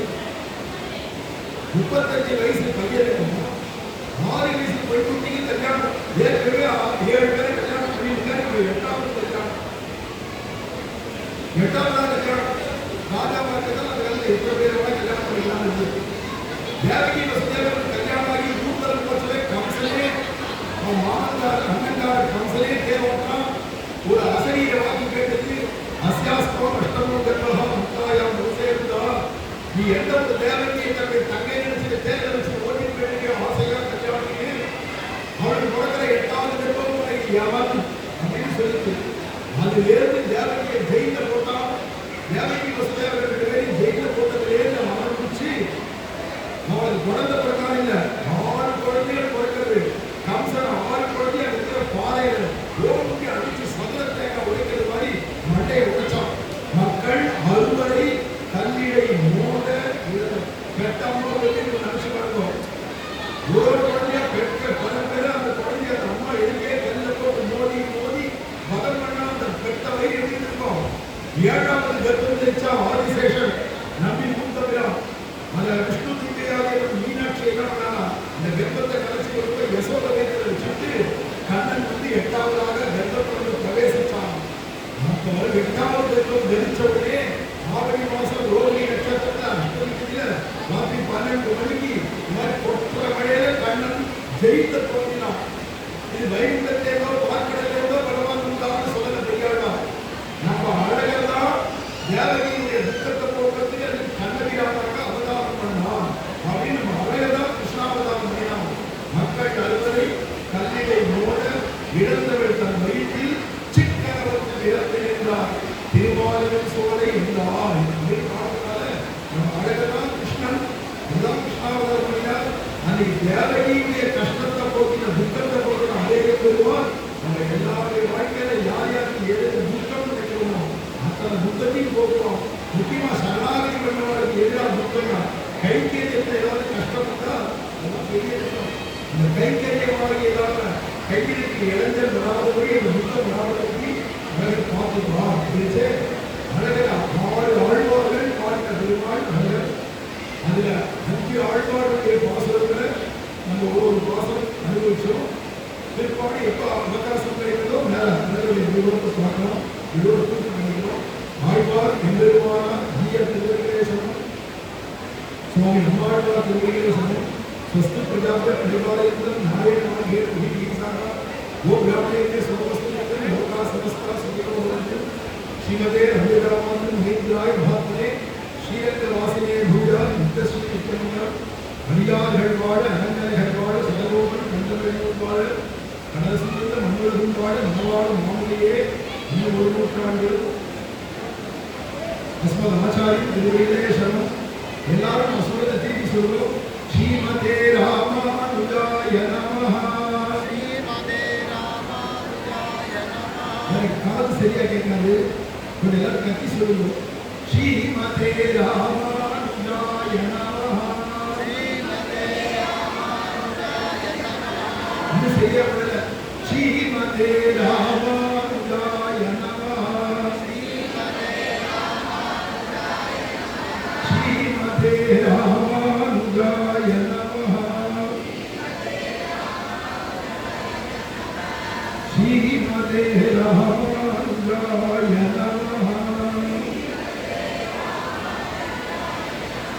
ஸ்ரீமதே ராமானுஜாய நமஹ. அஸ்மத் ஆச்சாரிய திருவிலே சரணம்.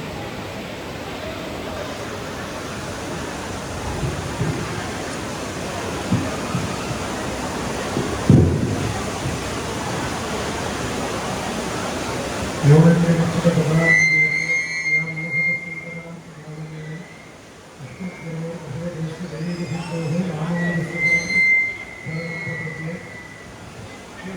பெருமாள் மாறி மாறி பாதுகாப்பு அச்சாரூபியாய் திருமாலின் சோழனை மதத்திலே சுந்தராஜ பெருமானார் வீட்டுக்கும் சமயத்தில் ஆடி மாதம் பிரம்மோற்சவம் 5ஆம் திருநாள் முன்னாடி ஆழ்வாரும் அழகும் என்ற தலைப்பில் நமது சுவாமி ஸ்ரீ கோமட முகுந்தாத்தா சுவாமி அருமையான ஒரு எழுச்சி மாநாடாக இந்த எல்லாரும் சொல்லும் விதமாக நடத்தினார். இதே போல மேலும் மேலும் பல கைகரியங்கள் சனாதன தர்மத்திற்கு எதிரான கைகரியை நடத்த வேண்டும் என்று பிரார்த்தித்து திருக்கோயில் சார்பாக அந்த நாளையும் பிரதானம் செய்தார்.